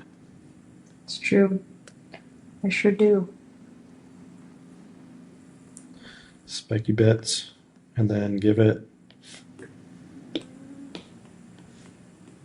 I'm gonna let it float. Oh,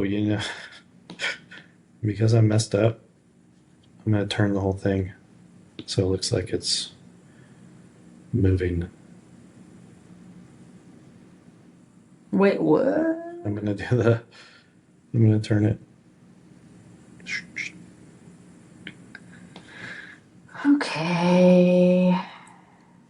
Okay, I think I'm good.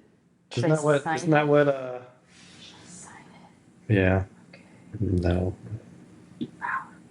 I never sign my sketches. Some people do though. Someone said the other day, like you should sign your sketches, in case like legal or something like that. And I was like, man, I've been doing this for a while. I've never had a situation where I needed to like. Okay. Oh, yours is very rendered. Very nice. That's just where I'm at in life. It's a portrait of I kind of like drew the lateral without looking at it. It just kind of made it up, if that makes sense. Nice. Well, in the sense like I use this side view, but oh well. I guess it's fine. Wow. My first Hoka. Congrats. Yeah. And then so this is my this is my application. Yeah, your eye stays really nice. Mine's fucked up. Well, that's okay. You get the gist. Do you want to see it? When your Hoka bosses look at this, you just be like, "Hey, you did this so fast." I did. I never. Do you do the recording? What? I like on your no. iPad. Oops. Never done that. Not even once. Me neither. All right. You ready? Mm-hmm. I'm gonna do it big so everyone can see my. Oh. Okay. Ta-da. Wait. It just turned off. Did you Here we go. stop? That's You like it? insane. Oh, thank you. What? I'll show you the halftone brush. Here, this made everything different. Man. Watch. This brush, the decimals. I'm getting shown. Wait. Where is it? Good question. Is that in there? What's the thing? Is it? What's the little subheading? I don't remember. I'm looking. It's in my used often. Oh crap. So that's why I didn't know where it was.